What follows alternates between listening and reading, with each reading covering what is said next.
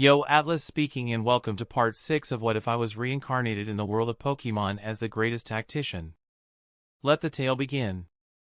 Chapter 151.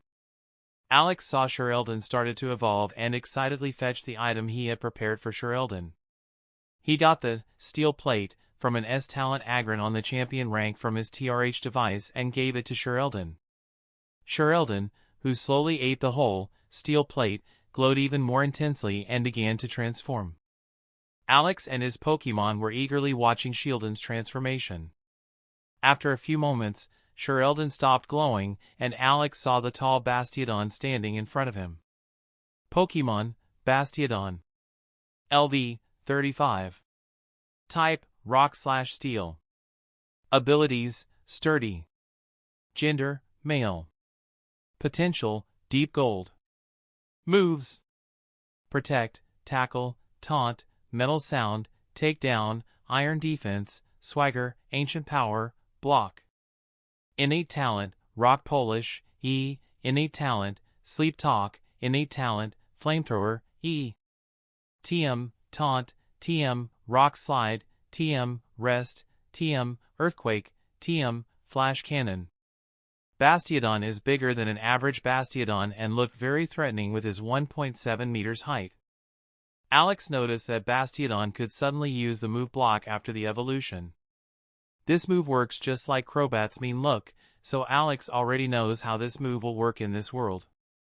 Although there are several moves in this world similar to those in games, there are some moves like Mean Look/Block that Alex just has to test himself.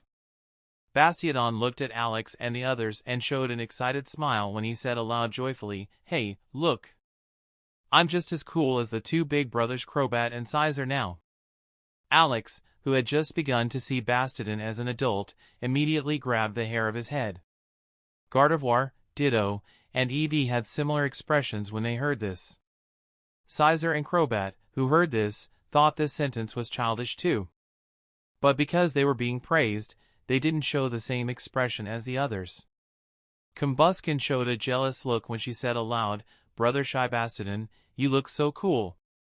Bastiodon, who had heard praise from his younger sister, immediately showed a proud expression and a happy smile. Alex suppressed facepalming and kept on repeating in his mind, "He's still young. He's still young. He's still young." Gardevoir gently smiled when she said to the group, "Well, it was to be expected that he wouldn't suddenly become a different person when he evolves."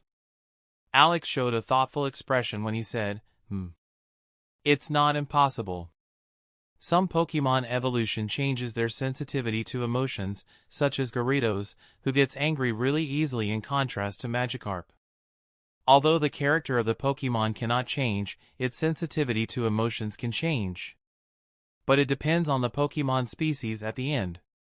Eevee showed an intrigued expression when she said, "What about me, Leader?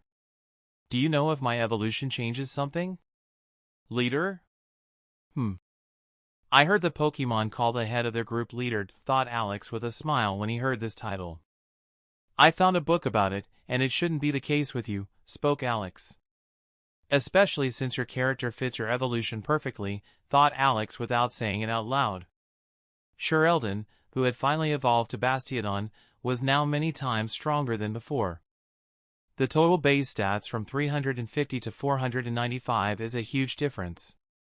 Although the attack values have not increased significantly, the defense and SP def values have increased by at least 50 points each. Bastiodon now has a defense of 168 and an SP def of 138. These values are absolutely abnormal, and not many Pokemon can exceed one of these numbers. The increase of the HP value from 30 to 60 was especially important for Bastiodon in order to better fulfill its role as a tank. Alex, who knew that, had the feeling that Bastiodon can take a lot of damage now. Even though he's not an elite Pokemon, he should still be the Pokemon that can take the most hits. The two weak points Bastiodon really has are speed and attack damage. Fortunately, Rock Polish is an innate talent move, so it's not ridiculously difficult to train at the Master's rank. If Rock Polish reaches the Master rank, it can be combined with other moves and consequently allow Bastiodon to become faster in a fight without wasting any moves. So the Bastiodon has really only one weak point, that his attack stat is really low. Alex knows that but doesn't think it's really a problem. Bastiodon is a specialty of defense and one of the best Pokemon in this department. So Alex doesn't expect Bastiodon to be as balanced as Crobat is. Especially in team fights, Bastiodon is at least as important as Gardevoir, Scizor, or Ditto. Alex went in the direction of Ponyta and started healing the Pokemon. Although he loses 200 Pokedollars this way, it's only a drop in the bucket for Alex's daily expenses, so he has no problem using it here. Ponyta, who was forced to fight by Alex, would likely die if he left him so injured like that. Alex doesn't think he's a good person just because he healed an innocent Pokemon that he hurt himself. He knows himself that he would probably have caught and sold this Pokemon if it was a gold Pokemon. Ponyta woke up and looked confusingly at the surroundings. After seeing Alex and the other Pokemon, including Crobat and Scizor, ignoring her, she immediately ran away. Alex, who saw this Pokemon running away in panic, said with a sarcastic smile, "Oh, I don't get a thank you." Crobat, who heard this, rolled his eyes at Alex's bad joke and continued to watch those around him. After a few seconds, Crobat showed a serious expression when he said, "I spotted a person." Chapter 152. A human? Probably an elite trainer. I doubt a normal trainer dares to enter the forest. But it is indeed weird that I meet another trainer here, thought Alex when he heard the warning from Crobat. In all of Kanto, there are only around 300 elite trainers who are registered under the Alliance. So it is relatively unlikely for Alex to meet an elite trainer in this large forest. Although the actual number is probably higher because not every elite trainer is registered under Alliance. Even then, there should not be more than 500 elite trainers in all of Kanto. Although the number of 500 sounds large, it is not enough considering the total number of trainers. There are more than 10,000 trainers who are officially registered. But according to Alex, this number is bound to be a lot bigger in reality. An elite trainer is more likely to register with Alliance rather than a normal trainer who does not get any benefits. That's why this number is so low. Crobat said in a pressing tone, "He's more than 1,200 yards from here and surrounded by 3 Pokemon." Alex thought, Now it depends on whether I'm ready to take a risk to see if this trainer can bring me advantages. Let's start thinking about the worst situations that can happen. The trainer has a 2-strong flying/psychic Pokemon who can prevent my escape and attacks me for whatever reason. He ignores my warning that he will be hunted by the Alliance. Then, he also ignores later my warning of being chased by the Team Rocket and attacks me anyway, and kills me. Alex, who speculated these worst situations, couldn't help but smile. Is there one person who is ready to provoke the Alliance and Team Rocket at the same time in order to kill me? I've been thinking about really ridiculous odds. Crobat, lead us in his direction, said Alex.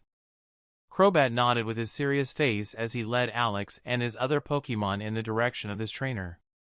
On the way, Alex saw a few weak Pokemon. But almost all of them ran away immediately when they saw Alex's group. Alex looked at the info on these Pokemon but didn't find anyone special, so he let these Pokemon run away. After a minute, Alex saw a man in his late 20s looking at him and his Pokemon. The man had brown hair, a relatively large nose, and a green suit that gave him good camouflage in the forest. His eyes showed a calm expression as he looked at Alex, who was slowly coming closer.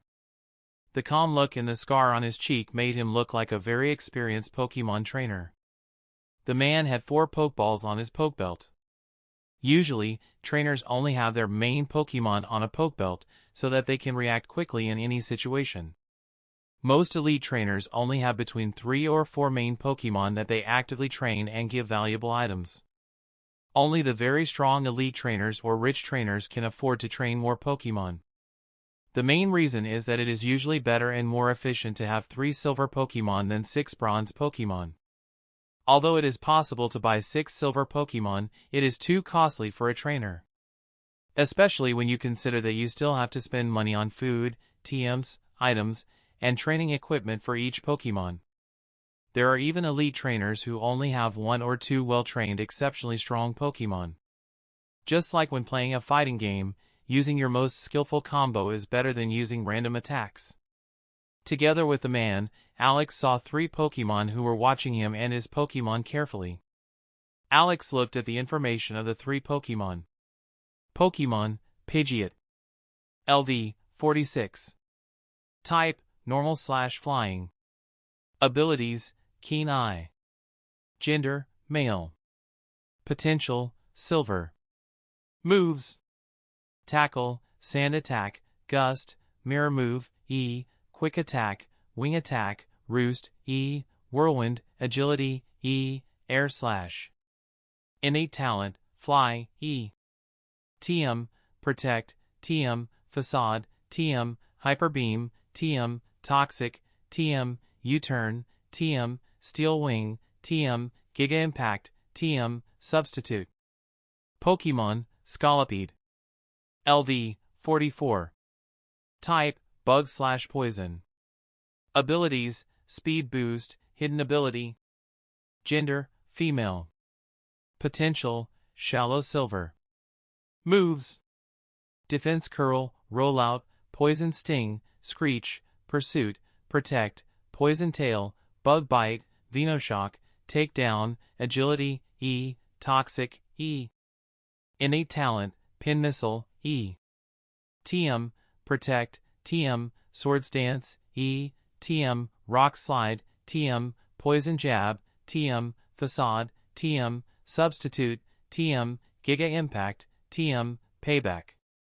Pokemon, Poniard. LV, 5. Type, Dark/Steel. Abilities, Defiant. Gender, male. Potential, Shallow Gold. Move: Leer, Scratch, Fury Cutter. Innate Talent, Shadow Claw, Innate Talent, Psycho Cut, Innate Talent, Sucker Punch. Alex, who saw this information, didn't quite know whether his expectation was exceeded or not. Even though the trainer had a Pokemon, Poniard, with good potential, it was not so good that Alex would look at it very greedily. The difficulty of attacking such an experienced trainer and successfully stealing his Pokemon wasn't worth it for Alex. Especially since Alex didn't really know the full strength and background of this person. Though I would try if it was a deep gold Pokemon with an evolution left. Only then does it make sense to risk my life. For an experienced trainer like him to have only 2 Pokemon at this level was really a slight surprise. Although the potential of these Pokemon wasn't that good, Alex didn't think these Pokemon would level up that slowly. I have to find more good items for Ditto quickly so that I can improve Ditto's potential. Or he will have the same problems as these Pokemon when he reaches the elite rank. He's already starting to level more slowly than my other Pokemon. I wonder how slowly he will level up when he reaches the elite level, thought Alex. Alex ended his thoughts and began to look in the direction of this man. Chapter 153. The man looked with a grave expression at the young trainer and his 7 Pokemon. When he noticed that Alex was coming too close, he said with a threatening tone, "Hey, what are you coming my way? If you get closer, I will consider it as an attack." Alex showed a friendly expression when he said, "I'm sorry if I scared you, that wasn't my intention. My Crobat just spotted another person, so I wanted to see who is so brave to enter into this forest. My name is Alex Stark. Nice to meet you." The man looked indifferently at Alex as he said, "My name is Adam. Now that we've exchanged the greetings, you'd better leave me alone." Alex gave a wry smile as he said, "I can understand why you are so careful. But our strength is pretty similar, so you don't need to be so fearful of me attacking you." Although Alex has 2 elite Pokemon and 3 Pokemon between 35 to 39, his strength is not really better than that of this man. It is generally known that at higher levels the difference of strength between each level increases a lot. Just like how a Pokemon needs more and more EXP points after each level in the game, the power level of a Pokemon works similarly in this world. Basically, the power growth with each level is not linear but rather exponential. So the level difference matters a lot in this world. especially after a Pokemon reaches the elite rank. Alex remembers a book that described this very well. The level difference under the elite rank. Rank 4, almost impossible, 16 LV difference. Ridiculously big difference. The power gap is so big that the higher level Pokemon can hardly be harmed by the moves of lower level Pokemon. And even status effects are almost useless. Even 50 Pokemon on LV20 together can't defeat a LV36 Pokemon if it has at least one inadequate AoE move. Rank 3, very difficult, 11 to 15 LV difference. Very large difference. The higher level Pokemon takes hardly any damage from moves, and the status effects only partially work. Nevertheless, 10 Pokemon on LV20 can't defeat a LV35 Pokemon if it has at least one reasonably usable AoE move. Rank 2, difficult, 10 to 5 LV difference. Relatively large difference. The higher level Pokemon takes a part of the expected damage and status effects works almost to their full effect. The difference is too small to get a big advantage in group battles. Rank 1, feasible, 1 to 4 LV difference. Hardly any difference. Only in Pokemon close to the elite rank, like level 35 to level 39, there is a noticeable difference. The level difference in the elite rank. Rank 4, almost impossible, 11 LV difference, same description as non-elite. Rank 3, very difficult, 6 to 10 LV difference, same description as non-elite. Rank 2, difficult, 5 to 3 LV difference, same description as non-elite. Rank 1, feasible, 1 to 2 LV difference, same description as non-elite. Of course, it's a very rough description of the level difference rank between two Pokemon. The power gap between a LV5, rank 2, Pokemon to a LV6, rank 3, Pokemon is not as big as said in this description. The boundaries between the levels are not that clear-cut and are rather rough general lines. Adam showed a serious expression. The fact that you are saying that due to the rational disadvantages and not because it is ethically wrong, shows that you are not a good-hearted person. Also, although we have really similar strengths, it does not mean that you cannot create a problem for me. Especially since you have a Pokemon that can teleport. Alex noticed that this person was smart. He liked his rational thinking and his analysis. Alex's first reaction was that it is not worth robbing him. And the reason he did not want to do it was not because of a moral point of view, but rather, it was too risky for him. He gave a slight smile. Although I will admit that I'm not a very good person, I'm not a crazy person who attacks every other trainer he meets. Rather, I usually give basic respect to every strong trainer passively. Alex noticed that this trainer was on constant vigilance and tried not to convince him that he was a good person. Half-truths are better to use in such a scenario. Adam showed a slightly sarcastic expression when he said, "Sure." Alex and Adam just looked at each other calmly and neither said anything for a few seconds, which made the atmosphere very strange. The Pokemon from both sides also look at each other with watchful eyes.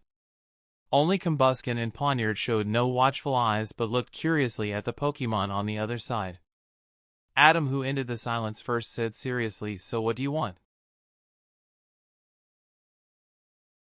Chapter 154. Alex, who heard this, showed a thoughtful expression. "What do I want? Even I am not clear about that. I just wanted to see if I can find something interesting here. How should I know that I will meet such a skeptical trainer?" After a few seconds, Alex said seriously, "To be honest, it's just a coincidence. There aren't many elite trainers, so I wanted to see who was in this forest." He paused for a moment, and with a smile, he said, "By the way, are you a trainer from Unova?" "Well, yes, but no. Now that I have answered your question, let me ask one question to you too. Are you a well-known trainer? Reaching elite strength at your age is really no small matter." Alex noticed that Adam was really smart. He immediately noticed that Alex wanted to have information from him and immediately tried to get some information himself. Above all, he tried to trade useless information for half-useful. "Yes, I have a bit of fame in Kanto. Although I'm not that famous." Alex had no problem telling him that. especially since one can find out quickly if one does a little research. He knew Alex's name and also saw all of his Pokemon, making things easy for him. Okay, makes sense. Otherwise, it would be strange. Though not that I care. I don't have time to talk to you here in the wilderness. After he said that, he started walking away with his Pokemon without saying another word. Alex, who saw Adam just rudely left, showed no emotion as he watched Adam slowly walk away. Although he wanted to talk to Adam a bit, it doesn't make sense to force it. Especially because Alex does not know the full strength of Adam. Even if Adam's fourth Pokemon isn't a powerful elite Pokemon, his two elite Pokemon are enough to have at least a 50-50 chance of beating Alex's entire team. 50-50 without Alex's tactics. Alex looked at his Pokemon and said, "Okay, let's move on. We have to reach Vermilion City today so that we don't miss the ship tomorrow morning." Combuskin had a slightly confused expression when she asked, "Father, why did you talk to this man?" Alex, who heard this, put a finger on his lips and said mysteriously, "That is a secret." Combuskin pouted and said as if she had been wronged, why? I want to know. I want to know." Sizer showed a joking expression as he said, "Little sister, don't worry. I'm sure the leader himself doesn't know this answer and just wants to appear mysterious." Evie, who is usually very protective of Alex, looked very serious when she said, "Brother, that's not very nice. I'm sure our leader has a reason to answer like that." Gardevoir, hearing such strong words from Evie for the first time, showed a slight playful smirk as she said, "Hee. Sister Evie, this is the first time you have said such unfriendly words to one of us." Evie, who overheard this, immediately made an apologetic expression when she looked in the direction of Sizer and said, "I'm sorry, Brother Sizer, if my statement offended you. It wasn't my intention." Sizer, who heard this honest apology, first showed a confused face and then said indifferently, "No, your statement wasn't really offensive. Little sister Gardevoir just wanted to tease you a bit." Evie showed a slightly confused expression when she heard the words. But when she heard the slight laugh from Gardevoir, she understood immediately. Alex expected Evie to get angry, but he was in for a surprise. Evie showed a relieved expression, understanding that she hadn't insulted a family member, and even made a slightly joyful expression. Is that really the same Evie that almost kills her opponent several times while fighting? Gardevoir stopped giggling and went to Evie and said with a gentle face, "Sister Evie, you worry too much. Nobody in the family has a problem if you say your opinion. Nobody will hate you. Believe me." Evie, who heard these words, showed that she understood with a bright smile and multiple nods. Gardevoir then said sincerely, "I also hope that you can forgive me for making fun of you. It was not my intention to make it uncomfortable for you." Alex, Crobat, and Sizer, who heard this talk, looked at each other and suppressed the feeling of giving a facepalm to themselves. All three had similar thoughts. Why do you tell Evie that she doesn't have to worry about insulting other family members when you're worrying yourself? Combuskin, overhearing this talk, gave a bored expression as she said aloud, "Hey, I still want to know what the secret is." Alex, who heard this, said with a playful smile, "If you pass my test at the next training session, I will tell you." Combuskin showed an excited expression as she said aloud, "Really? I will try really hard at the next training session and reveal this secret." Alex's other Pokemon, who heard this innocent answer of Combuskin, couldn't help but smile. Even cold Pokemon like Crobat and Sizer gave a small smile for a moment. Alex and his Pokemon started walking through the forest after finishing this conversation. Chapter 155. The group kept walking until Crobat suddenly spoke. "I have discovered a group of 3 Pokemon that are slowly coming in our direction." Alex showed a peculiar expression when he said, "Be ready to fight. Let's see what strength this group of Pokemon has." After about 30 seconds, the group of Pokemon came into their sight, slowly coming in front of Alex's group. A group of 3 Magmar was walked in front of the group with a nonchalant but slightly arrogant expression. 2 of the Magmars were only LV32 and LV37 and didn't have good potential, bronze and deep bronze. But one of these Magmar, who was obviously the leader, was really strong. Pokemon, Magmar. LV, 47. Type, Fire. Abilities, Flame Body. Gender, Male. Potential, Deep Silver. Moves: Ember, Leer, Smog, Ember, Smokescreen, Faint Attack, Fire Spin, Clear Smog, Flame Burst, Confuse Ray, Fire Punch, E, Lava Plume, Sunny Day. Innate Talent, Psychic, E. Alex, who saw this information, knew that this Pokemon was very dangerous. Although it has no trainer's Pokemon and is less dangerous than a LV-48 Pokemon that is trained by a trainer, the level difference is so huge that it is relatively risky for Alex to fight these Pokemon. It's also much more dangerous than Kingler on the island since Alex knew that this Pokemon has a good move like Psychic to quickly defeat his group. Only Scizor or possibly Bastiodon can survive a Psychic from this Magmar.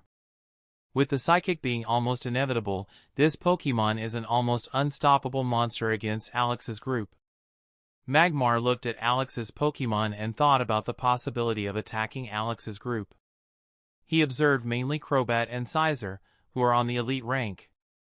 After a few seconds, he decided to talk to this group first and then decide. Although he thought he could win against this group, it would be a close fight that could lead to his defeat if he was not careful. Especially because he knows through experience that a trainer's Pokemon are a good deal stronger than the Pokemon of Wilderness. Magmar, who is already old and has ruled this part of this forest for a long time, knew that if the opponent is of similar strength, it is better not to fight recklessly. Magmar looked at Alex and his group and said, "Intruder, what are you doing here?" Alex, who could understand the words through the telepathy of Gardevoir, said with a solemn expression, "I have to cross this forest to get to my goal." "Don't worry, I won't stay for long." Magmar gave Alex a cold look as he said, "You think that I will just forgive you after you illegally walk through my territory? Where did you get this arrogance, human? Some Pokemon species that rule a territory hate it when strong Pokemon or humans just enter it unauthorized. It is seen as provocative and almost always ends up as fighting between the two parties.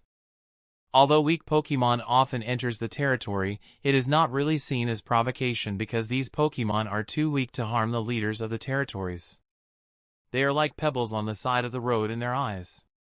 Alex's group, who have a good fighting strength together, entered just like that in their territory. And this pissed off Magmar a bit. Although he didn't want to fight right away, he wanted compensation from these intruders.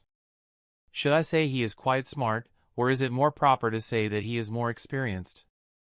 With his potential, he has to be very old to reach this level, thought Alex when he noticed that Magmar was angry but preferred to avoid a fight. Alex, who already has been in the wilderness a lot, could understand the reason well. Pokemon in the wilderness, more often than not, can't heal their injuries quickly. Even though they heal on their own after a few days from injuries that are not critical, it is still very dangerous for a Pokemon not to be able to fight effectively for too long. Even if Magmar defeated Alex's group, he would surely suffer severe injuries, making him an easy target for other elite Pokemon who lives in this forest. Although it is unlikely that at this point in time, another elite Pokemon from another area of this forest would attempt to attack Magmar, it is not impossible. Magmar, who has lived for a long time, knows that, and therefore doesn't want to fight futile if it can be avoided. Of course, if Alex does something that bothers Magmar so much that he is ready to take this risk and attack Alex. As an experienced leader and Pokemon who lived a long time, he knew when to be aggressive and when to wait. Alex showed a thoughtful expression when he said, "How about we come to an agreement?" Magmar kept a watchful eye when he said, "What kind of agreement are we talking about?" "One thing that is beneficial to both of us. Basically, a win-win situation." After a short dramatic pause, Alex said with a smile, "We're going to make a competition to decide whether we can walk through your area. One of your two subordinates will fight against one of my Pokemon with a similar level. And the winner will decide how we deal with this situation. If you win, I will heal your Pokemon and then leave your area immediately. And if I win, you will allow us to walk through your area. In addition, I will still heal Pokemon under you even if he has lost so that he can get at least valuable experience without any risks.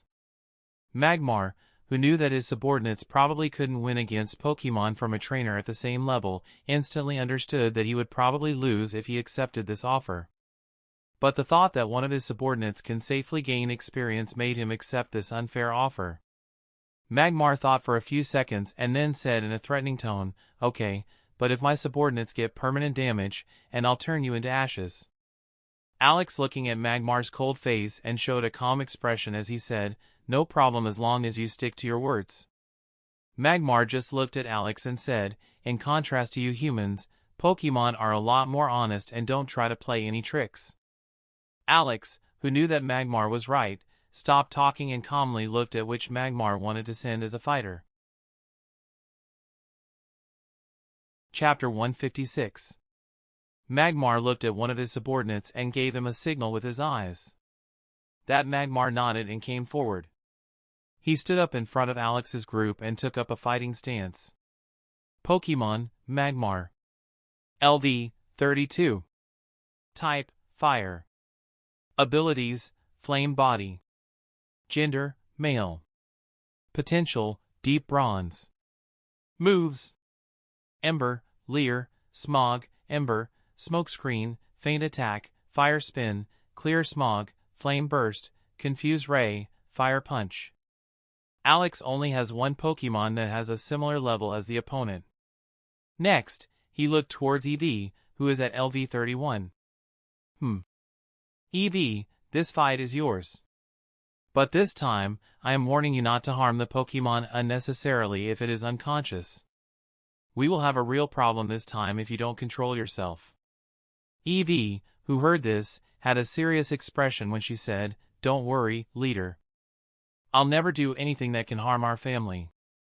"Alright, I'll trust you." EV, who has not been able to execute Alex's order correctly many times by getting lost in her instinct, was touched by Alex's solid trust in her. She felt that Alex really trusted her, even though she has disappointed him so often. Even though she really tries to follow Alex's instructions, it is really hard for her to suppress her instincts while fighting. Fortunately, it's not that bad anymore, and EV can keep her emotions under control for most of the time. Hopefully, I think too much thought Alex as he gave Gardevoir a signal with his eyes to prepare the teleport if necessary. Although he believes that EV can control herself in this situation, where she either kills or permanently injures the opponent, he still wanted to play it safe. EV went in front of Alex's group and got ready to fight. Alex looked at the Magmar and said, "Are you ready?" Magmar nodded and stood still in his fighting stance. 3, 2, 1, go!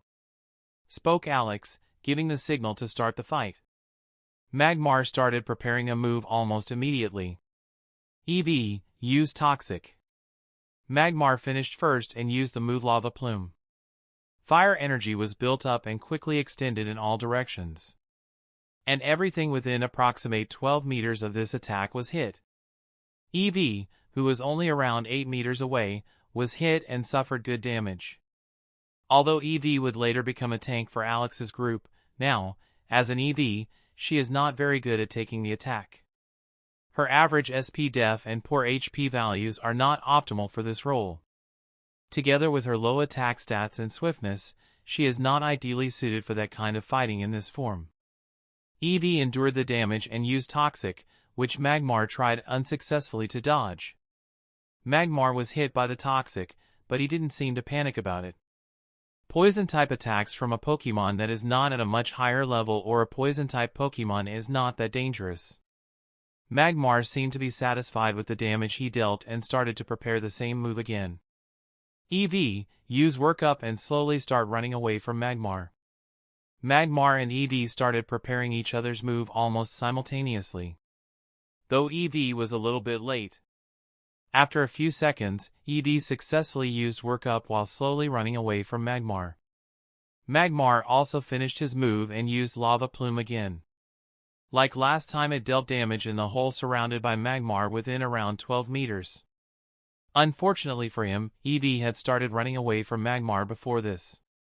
That's why the distance was more than 15 meters between them, and Magmar couldn't hit EV. Alex, who saw this, still didn't think Lava Plume was a bad move. On the contrary, he considered it a very efficient move. First, this move hits all Pokémon within 12 meters and can even give the status effect of burning. Alex also thinks from experience that this range of 12 meters can be increased if this move is trained on the expert rank. Although this move will probably never have a very long range, it is still a very, very powerful move in battles against multiple Pokémon. Especially against weak Pokémon that can be KO'd with one hit. EV, use Work Up again while you keep on evading. Magmar, seeing EV avoid his move, was a little pissed off. He didn't think that this weak EV could dodge his best move that easily. His combat experience with a trainer was really very small and shallow. And usually, only a few Pokémon species fight with special tactics, so he could never discover this weak point. He also has little combat experience because he is subordinate to the Pokémon that owns this territory. And most of the time, he doesn't need to fight for his food.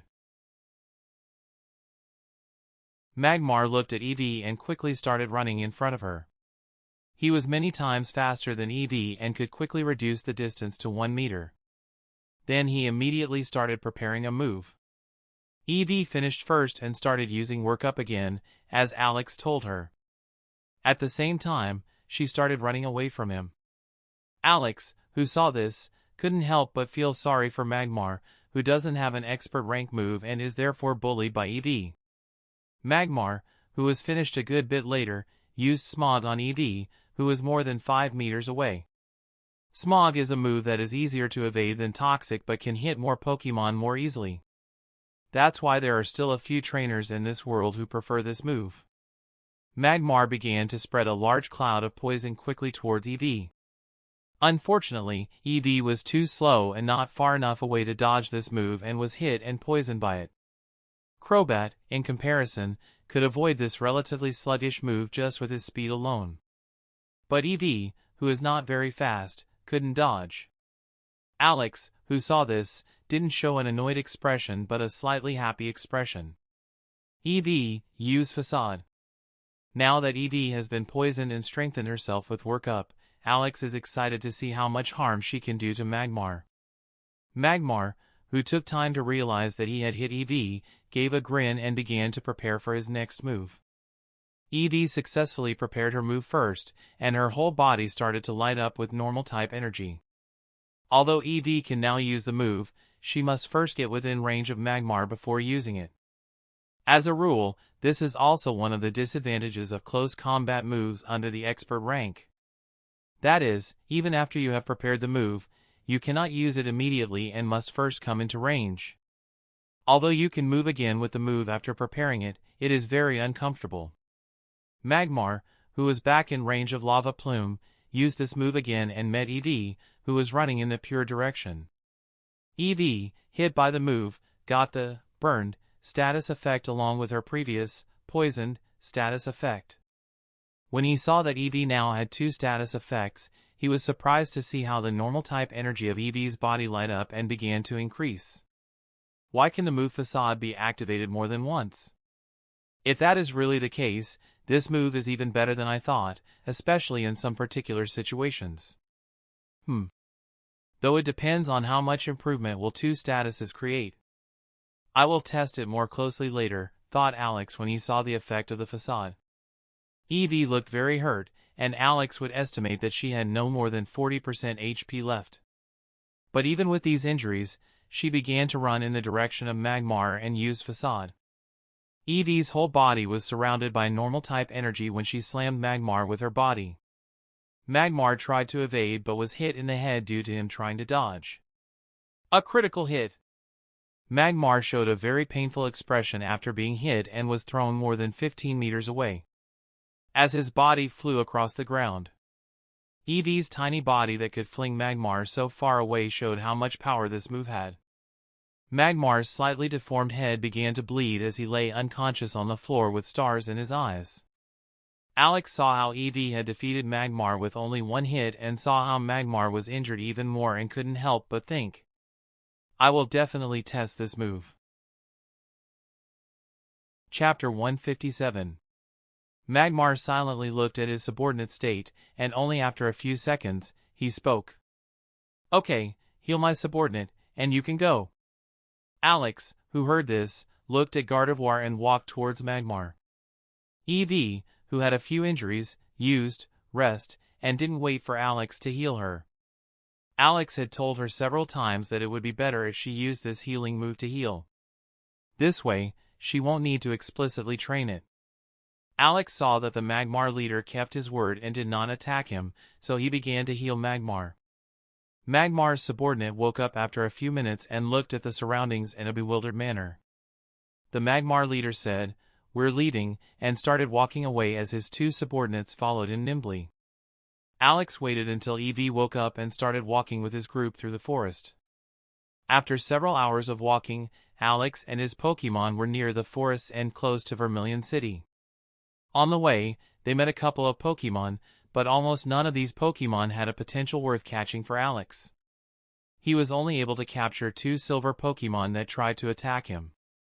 Fortunately, he didn't come across any other strong Pokémon and was able to get through the forest relatively smoothly. Although he was attacked at times, there was no elite Pokémon among them, so Alex's group was never in real danger. Alex started to put all of his Pokémon except Gardevoir, Crobat, and Scizor in his Pokeball and walked through the city entrance. There are Pokémon that could have a negative impact on the city if they were taken out. So in the city, trainers are not allowed to take out some specific Pokémon species. There is a list released by the Alliance mentioning the banned species. The reasons for the ban are not always the same. Some Pokémon are not allowed to enter because of their size, like Wylord, some for smell, like Mook, etc. In addition, a trainer who does not have a high status in the Alliance cannot enter the city with more than 3 Pokémon. Alex, who entered the city with his 3 Pokémon, went to a hotel to stay overnight. He has to catch a ship the next day, so he wanted to rest well. As far as he knows, the ship will sell the tickets very early and leave shortly afterward. Although the tickets can also be ordered, you have to be a high-ranking person in the Alliance and have certain connections. Fortunately, Alex knows Professor Walder, who has promised to transfer the ticket today. He had the feeling that the professor really appreciated him and was ready to help him a little now and then. Alex remembers from his conversations with Professor Walder that Professor was also a trainer who worked his way up from an ordinary family and was not born with a golden spoon. Maybe that was one of the reasons why he appreciated Alex so much. Alex and his Pokémon entered the hotel room that Alex had booked and, as always, began to go into their usual routine. At this moment, Alex started thinking about the promise he had given Gardevoir when she was Ralts. Alex had not forgotten the promise to bring Gardevoir to her mother and knew that he could not delay it any longer. The ship would leave the next day, so he had to tell the truth to Gardevoir today. I think I should redeem my promise today and bring Gardevoir to her mother. After all, I promised it. Then he got a bit sad when he thought about the reaction of Gardevoir. He thought, should I delay it? FCK. It makes no sense to delay it further. Besides, I promised her. Now I can only hope that she takes it better than I imagined. Although he felt nothing for Gardevoir's mother, he felt very reluctant about the grief that Gardevoir was about to experience. It's really tough to be a father. Alex's Pokémon, especially Gardevoir, noticed that Alex's mood was getting worse as he sat on the sofa thinking about something. Gardevoir, who could feel these feelings best, went near her father with a worried face. "Father, what's going on? Why are you in such a bad mood all of a sudden?" Alex, who heard this, felt even worse as he said, "Gee, Gardevoir. It's about the promise I gave you. I'm going to take you to your mother today." Gardevoir, who heard her father stutter for the first time, began to look very worried. Alex, who didn't know what else to say, began to look wordlessly in the direction of the Gardevoir. Although Alex knew that he would make Gardevoir worried if he behaved like that, he just can't hide his emotion from Gardevoir even if he wants to. This time he wished that the Gardevoir couldn't sense his emotions. Alex looked at the blank looks of Crobat and Sizer and the curious looks of the other Pokemon. We'll all go there together. In comparison to the other Pokemon, Crobat and Sizer did not show a happy expression but a somber one instead. Gardevoir, who felt Alex, Crobat, and Sizer's mood was getting more and more anxious, had a very uneasy feeling. Even though she sensed so, she didn't want to start thinking about it. Alex called all of his Pokemon except Gardevoir back to his Pokeballs and said solemnly, "Gardevoir, teleport us to Pewter City." "Father, it's too far. I can't teleport this far. I can teleport to Celadon City at most." Alex, who knew that Gardevoir's range had increased significantly, thought that she could now teleport that far, but it looks like that is not the case. Maybe only when she is on the elite rank can she teleport all over Kanto, he thought. Alex thought for a few seconds and said, "Can you teleport to Celadon City first and then to Pewter City? This range should be okay."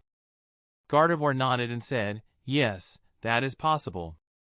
Although we have to wait a few minutes in Celadon City before I can teleport that far again." Alex, who heard that it only took a few minutes, showed no expression when he said, "Let's go." After Alex and Gardevoir waited 10 minutes in Celadon City, they teleported to Pewter City. Chapter 158. Pewter City. Alex, who was back in the city, couldn't help but think back about his journey. After all, it had been only a few months since it started all here. Not even 4 months ago, Alex was a weak guy who was robbed by feeble third-class criminals.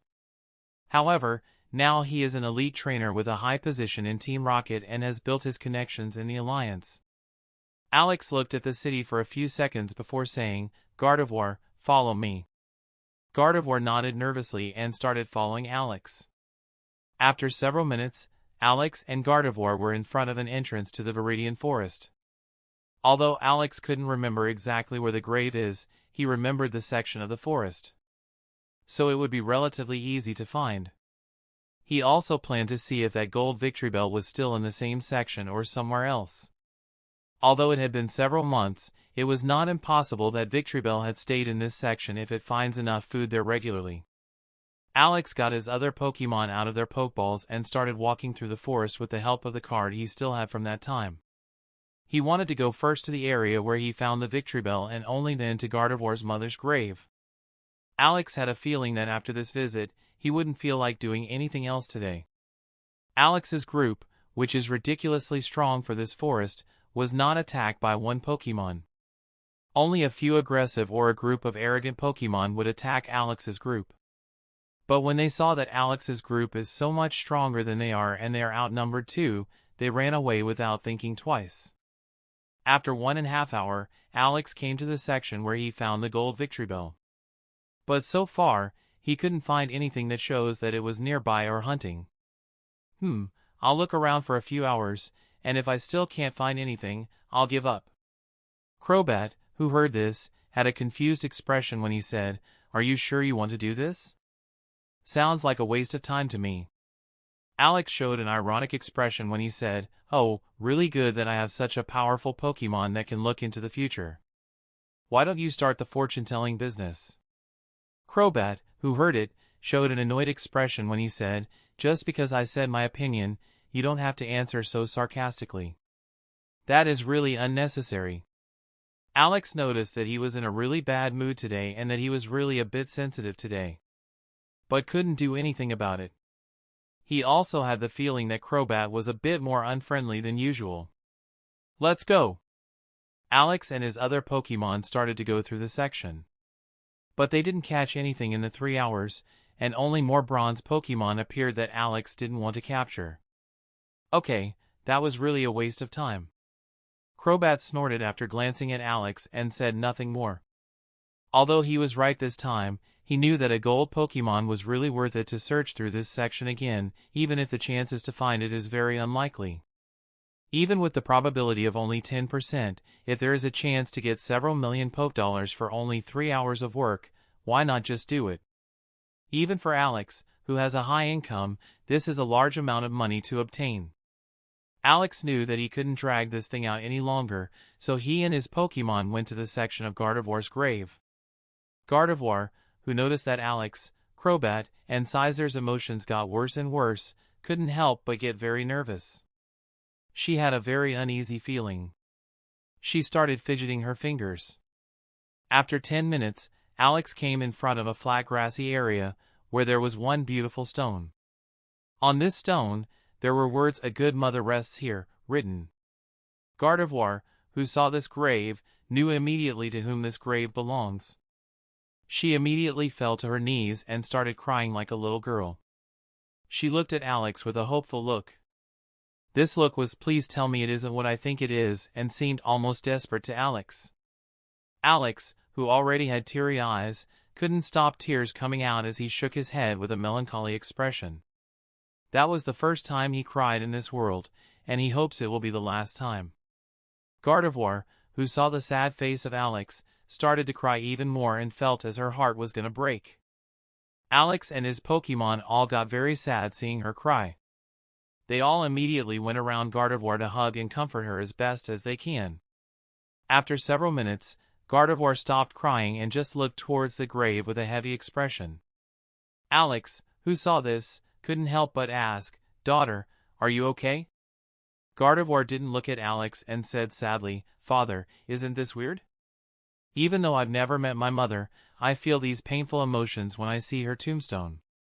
Alex sat down next to Gardevoir and gently said, "No, it's not.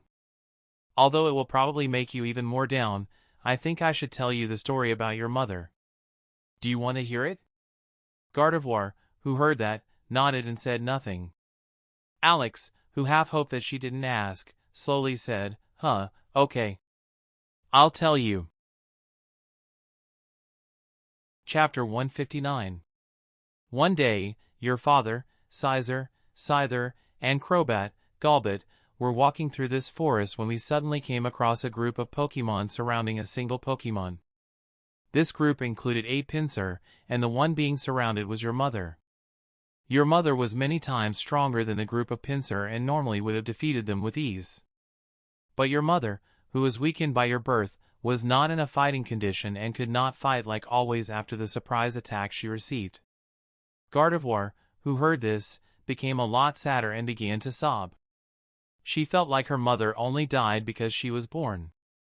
Alex, who heard this, knew that he had hurt Gardevoir with it but knew better than to lie to Gardevoir. Above all, he hoped that the Gardevoir will think back to her mother positively and not as a painful reminder even if it hurts now. Unfortunately, the Pinsir group badly damaged the egg and almost killed you. Your mother was so angry that she fought this group of Pinsir to death despite the injuries. With the grave injury, she was on the verge of death, so she quickly defeated the 8 Pinsir with one hit. But in doing so, she overused her remaining vitality and increased her injuries. At this point, I wanted to go to heal her and save her life. Even though she was grievously injured and in a critical situation, she could still have survived. Alex paused for a short while before continuing. Although your mother must have sensed my intention, she used Healing Wish without hesitation of a second and entirely used her vitality. She put all her life energy into this one move to increase the chance of saving your life. Your mother was willing to sacrifice herself for even the chance to save your life. Gardevoir, who heard this, began to weep as she looked at her mother's tombstone. She didn't understand why her mother would do such a stupid thing. She would like to say to her mother, "It's not worth it." But unfortunately, she could only look at the tombstone. Gardevoir and Alex sat by the gravestone for almost an hour and started talking about several things. After the talk, even though Gardevoir's face was still messed up, she had at least stopped crying. Gardevoir got up slowly and sadly began to walk away from the tombstone. Alex, who saw this, couldn't help but feel that he really didn't solve this situation optimally, and that Gardevoir's pain had increased because of his inability. He looked at Gardevoir with eyes full of guilty and said, "I'm sorry." With worn-out eyes from crying for a long time, Gardevoir looked at her father confused and asked, "Why are you apologizing?" Alex didn't say anything for a few seconds when he finally said, "I know that I'm not a good father or person and actually not a good influence. To be honest, I don't understand why your mother didn't teleport the egg to another location. Alex paused for a few seconds when he said, honestly, your dad is a really bad person. Gardevoir began to look at her father and said out loud, what are you talking about? You are the best father I could wish for. If you dare to say something like that again, I'll get mad. Alex slightly smiled as he said in a scornful tone, I am greedy, arrogant, manipulative, and often apathetic. I have killed several people or got them killed. I even tortured Crobat at our first meeting so that he would listen to me. I see all living beings as useful objects and not as living beings, except for a couple of individuals. Alex paused and started to laugh mockingly, haha. Although I'm not a monster, I'm really not a good person. Gardevoir, you are by far the nicest Pokemon or person I've seen and actually almost completely unsuitable to me. I know that a child sees his parents as.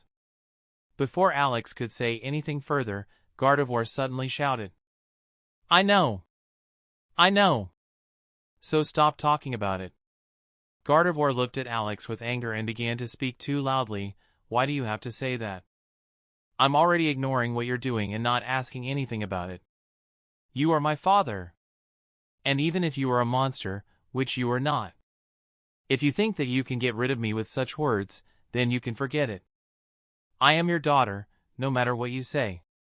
Alex, who heard these words, didn't know what to say for a moment. After a few seconds, he said, I'm not trying to get rid of you. I really see you as my daughter, but I want you to understand what kind of person your father is. The tears she had stopped with so much effort started rolling again. She said with much effort, I know my father. You are a much better person than you just said. I know that father is also very self-critical and judges himself worse than he really is. Although Alex thinks the Gardevoir is living in a fantasy world, he said nothing. He put an arm around Gardevoir's shoulder and slowly walked in the direction of their family with her, who was starting to get worried. All of Alex's Pokemon had gloomy expressions, and no one tried to say anything when they walked away together. Alex, who saw the sad faces of his family, said quietly, let's go home. Chapter 160. Vermilion City. In a hotel, Alex and his Pokemon were all silently training. After the visit to the grave of Gardevoir's mother, the mood in the room really took a deep dive. Although everyone tries to stay positive, today wasn't a day that it was possible. Alex felt the same and hoped that it will probably be better after a good night's rest. A good night's rest can change the atmosphere, hopefully for the better.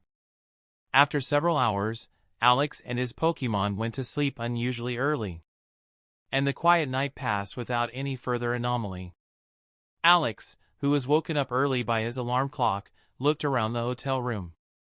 After not seeing any other Pokemon for a few seconds, he got up and walked towards the bathroom. When he turned on the shower, he thought about yesterday's event but immediately suppressed his thoughts and began to think about other things. Alex recalled that he still has to test the move, Facade. Yesterday, he actually wanted to do it, but later, he didn't feel like doing it. He also knew that the ship would leave in 3 hours and that he didn't have much time left. After Alex had a good shower, he thought that soon his Pokemon will start to wake up and start training.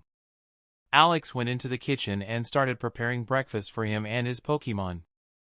Combusken, who had already half forgotten what she saw yesterday, went to Gardevoir with a cheerful smile and started talking to her. Gardevoir, who was still sad, felt a bit better when she saw Combusken talking to her with such an innocent smile. Eevee, who saw this, also went to Gardevoir and talked about various little things with her. Crobat and Scizor started bickering with each other again as usual. Ditto and Bastiodon talked about various things with a slight smile. And the atmosphere in the room had already become better than yesterday. Seeing this improvement, Alex thought with a smile, although I can see that Gardevoir is still very down, it is at least not as gloomy as yesterday. Hopefully, she will soon get joyful again like usual and enjoy her life.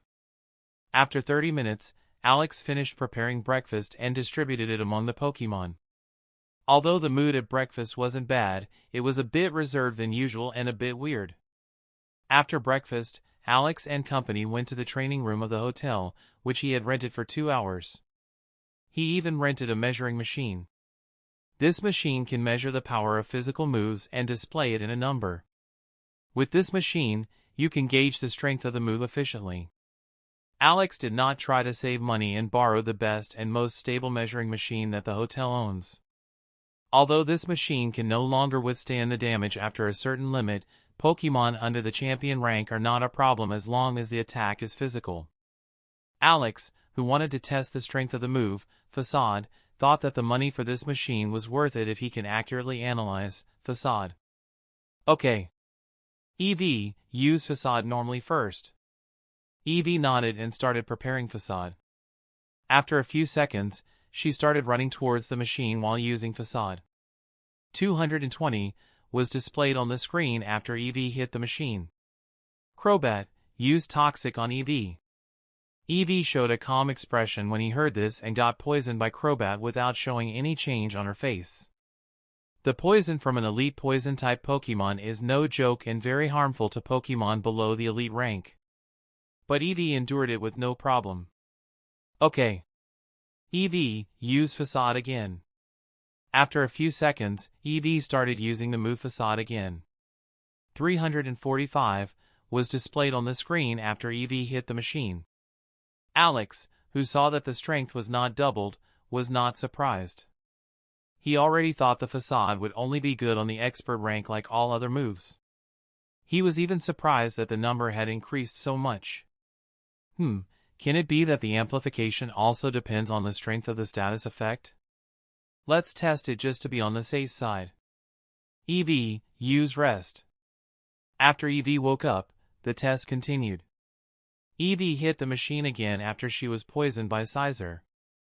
Alex saw the number, 320, and showed a slight change of expression on his face. It really has something to do with that, thought Alex as he continued with the next test. This time EV was poisoned and paralyzed, Thunder Wave, when she used Facade against the machine. When the number, 413, was displayed, Alex knew that the move Facade has really good potential. After half an hour, Alex got the following results. 1. EV normal, 220. 2. EV poisoned, Crobat 345. 3. EV poisoned, Scizor 320. 4. EV poisoned and paralyzed, Crobat and Scizor 413. 5. EV burned, Combuskin 310. 6. EV burned, Gardevoir 240. 7. EV poisoned and paralyzed and burned, Crobat and Scizor and Gardevoir 402. 8. EV poisoned and paralyzed and burned, Crobat and Scizor and Combuskin 450. The result of the 8th test particularly impressed Alex very much. Unfortunately, the move Facade is not on the expert rank and is, therefore, a good deal weaker than usual. Out of interest, he even let Crobat use the move Cross Poison against the machine once, and the result was surprising. 1220 was the number displayed when Crobat hit the machine. Alex, who saw this, knew that this number had more to do with the elite level of Crobat, and it is not fair to compare it to EV. Not to mention, Crobat had used the move on the expert rank. This was like cheating against EV. No wonder that elite Pokemon are so much prominent. Even their moves get such a spike in power. Chapter 161. Alex left the hotel early in the morning and made his way to the port of Vermilion City. After Alex had done all the tests he wanted to do, he realized that he hardly had any time left, and he better go to the port as soon as possible. After a few minutes, Alex reached the port of Vermilion City and saw his ship anchored there. Although this port is the largest port of Kanto, it is really nothing compared to the massive ports that Alex saw in his old world. There were only 1 or 2 ships using the port in a single day, so it is not really that big. Alex knew that not many people live in the Pokemon world and could understand that only such a small port is necessary for Kanto. Especially since this world has machines that can teleport objects and usually only transport cheap goods or people by ship. Most ships transport only people and not goods, which shows how unpopular this type of transport among the companies. Alex looked around and immediately saw the big ship that looked luxurious and was guarded with 3 elite Pokemon trainers in black suits. Each of these trainers had 2 elite Pokemon with them. Thus the ships were guarded by at least 6 elite Pokemon. One of these elite Pokemon was even at LV52 and more than strong enough to defeat Alex's entire team. Alex also saw a man in a fine suit standing with a list in front of the ship's entrance. This man had a friendly smile plastered on his face with the professional attitude oozing out of him like it's second nature to him. He has a very handsome face with a sharp jawline. There were only 3 people waiting in line in front of the ship. But each of these 3 people had worn expensive and elegant clothes with a confident expression on their faces. When Alex looked at the ship, he saw all the other passengers wearing high-class suits or an Alliance Pokemon trainer suit. These ships are really only for powerful and wealthy people. As Alex slowly approached the line, he saw a person who seemed familiar to him. She had worn a teal sundress with a bridal hem that reached to her knees and an orange puffy bow on her chest with a snow-white coat that reached her waist with sleeves that go over her elbows. She also had worn white sandals, which have 2 teal decorations. Although she was a very good-looking girl, she was still very young and lacked the charm of adult women. Alex would estimate her age to be between 12 and 14 years. Alex thought for a few seconds and remembered where he had seen such a person. Isn't that Jasmine, the future gym leader of Olivine City? Although she looks younger than in the games, her face is too similar that I cannot be wrong. She shouldn't be a gym leader either. I guess that she won't be a gym leader until she gets older. Alex, who got in line behind Jasmine, looked forward inconspicuously to observe her more closely. After a few seconds of hesitation, Alex put up his trademark fake smile as he spoke like a true gentleman. "I'm sorry if I'm bothering you, but can I ask if you happen to be a trainer too?" Jasmine turned in surprise and saw a young, older than her, trainer address her. She looked at Alex with a collected expression and said mildly, "Ah, yes. Can I help you?" Alex gave a fake smile and said with a respectful demeanor, "Ah, where are my manners? I forgot to introduce myself. I'm Alex Stark and a Pokemon trainer who is also traveling on this ship in the direction of Slateport City." Jasmine gave a polite smile as she introduced herself as well. "Well, to return to the question. I'm looking for another Pokemon trainer for this 40-hour-long journey who would be willing to do practice fights with me." Jasmine looked surprised when she said, "Really? Is it allowed to have Pokemon fights on the ship? I don't want to break the rules." Alex saw her nervous expression and explained with a smile, "Don't you know that there is a Pokemon arena on the ship where it is allowed to fight? This must be your first time that you travel on such an expensive ship." Jasmine gave a sheepish smile when she said, "Why yes, this is really my first trip in such a luxury ship." You don't seem to come from Kanto? How did you get to Kanto if this is your first time in such a ship?" Jasmine had an astonished expression when she asked, "How did you know that I'm not from Kanto? That can't be from my looks, right?" Alex, who clearly can't say that he knows her from the games, replied with a shy smile, "Although it may sound arrogant, I am relatively well known in Kanto. Especially among trainers around your age, so I already thought that you weren't from Kanto." "Oh! Really? You are famous?" "Only in Kanto though, and not really that famous. I only won the Kanto Rookie Tournament and am very well known by trainers around your age. By the way, how did you get to Kanto if you are sailing in such a ship for the first time?" "Oh, I traveled to Kanto with an ordinary ship. The only reason why I am able to travel on ship like this is that my friend got me a ticket. She has often told me that it is safer on this ship than on ordinary ships and that it is not a problem for her to get a ticket for me." Alex said with a friendly face, "You really have a good friend who takes care of your well-being. You make me a little jealous." "Ha ha ha." Jasmine softly smiled as she said, "She really is a good friend and a very good person. Ah, I almost forgot the main point of our talk. So, do you have time and interest to become my training partner?" Jasmine, who heard the invitation to a Pokemon fight, suddenly showed a confident expression when she said, no problem, but I must tell you that even though I'm so young, I'm not a weak trainer. So don't you dare underestimate me." Alex, who saw the most aggressive expression on Jasmine's face till now, couldn't help but show a surprised expression. He didn't think that this young and polite girl had such an aggressive and confident side. Because in chapter 160 there is a bit of confusion, I explain it for people who do not understand exactly how the number came together. You could read it if you are interested. The first thing to understand is what the burn does in the game. Burned Pokemon lose 1/8 of their maximum HP each turn and their physical damage is decreased by 50%. Fire-type Pokemon, those with the ability Water Veil or those behind a substitute cannot be burned. These 50% are not taken over one-to-one by me but logically built into the world. Would it make sense that a level 100 Pokemon after being hit by a level 1 Pokemon's Will-O-Wisp that all of its physical damage is halved? I do not think so. So in this story it depends on the level of the Pokemon, and on the level of the Pokemon it is used, type and the move mastery. This naturally applies to all status effects. It should often have been mentioned in the story so that I thought that people already knew, but if not, you now know. Now we come to the content. 7. EV Poisoned and Paralyzed and Burned, Crobat and Scizor and Gardevoir 402. 8. EV Poisoned and Paralyzed and Burned, Crobat and Scizor and Combusken 450. Many did not understand why this bonus is so weak.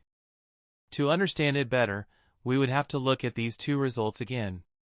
5. EV Burned, Combusken 310. 6. EV Burned, Gardevoir 240. And 2. EV Poisoned, Crobat 345. 3. EV Poisoned, Scizor 320.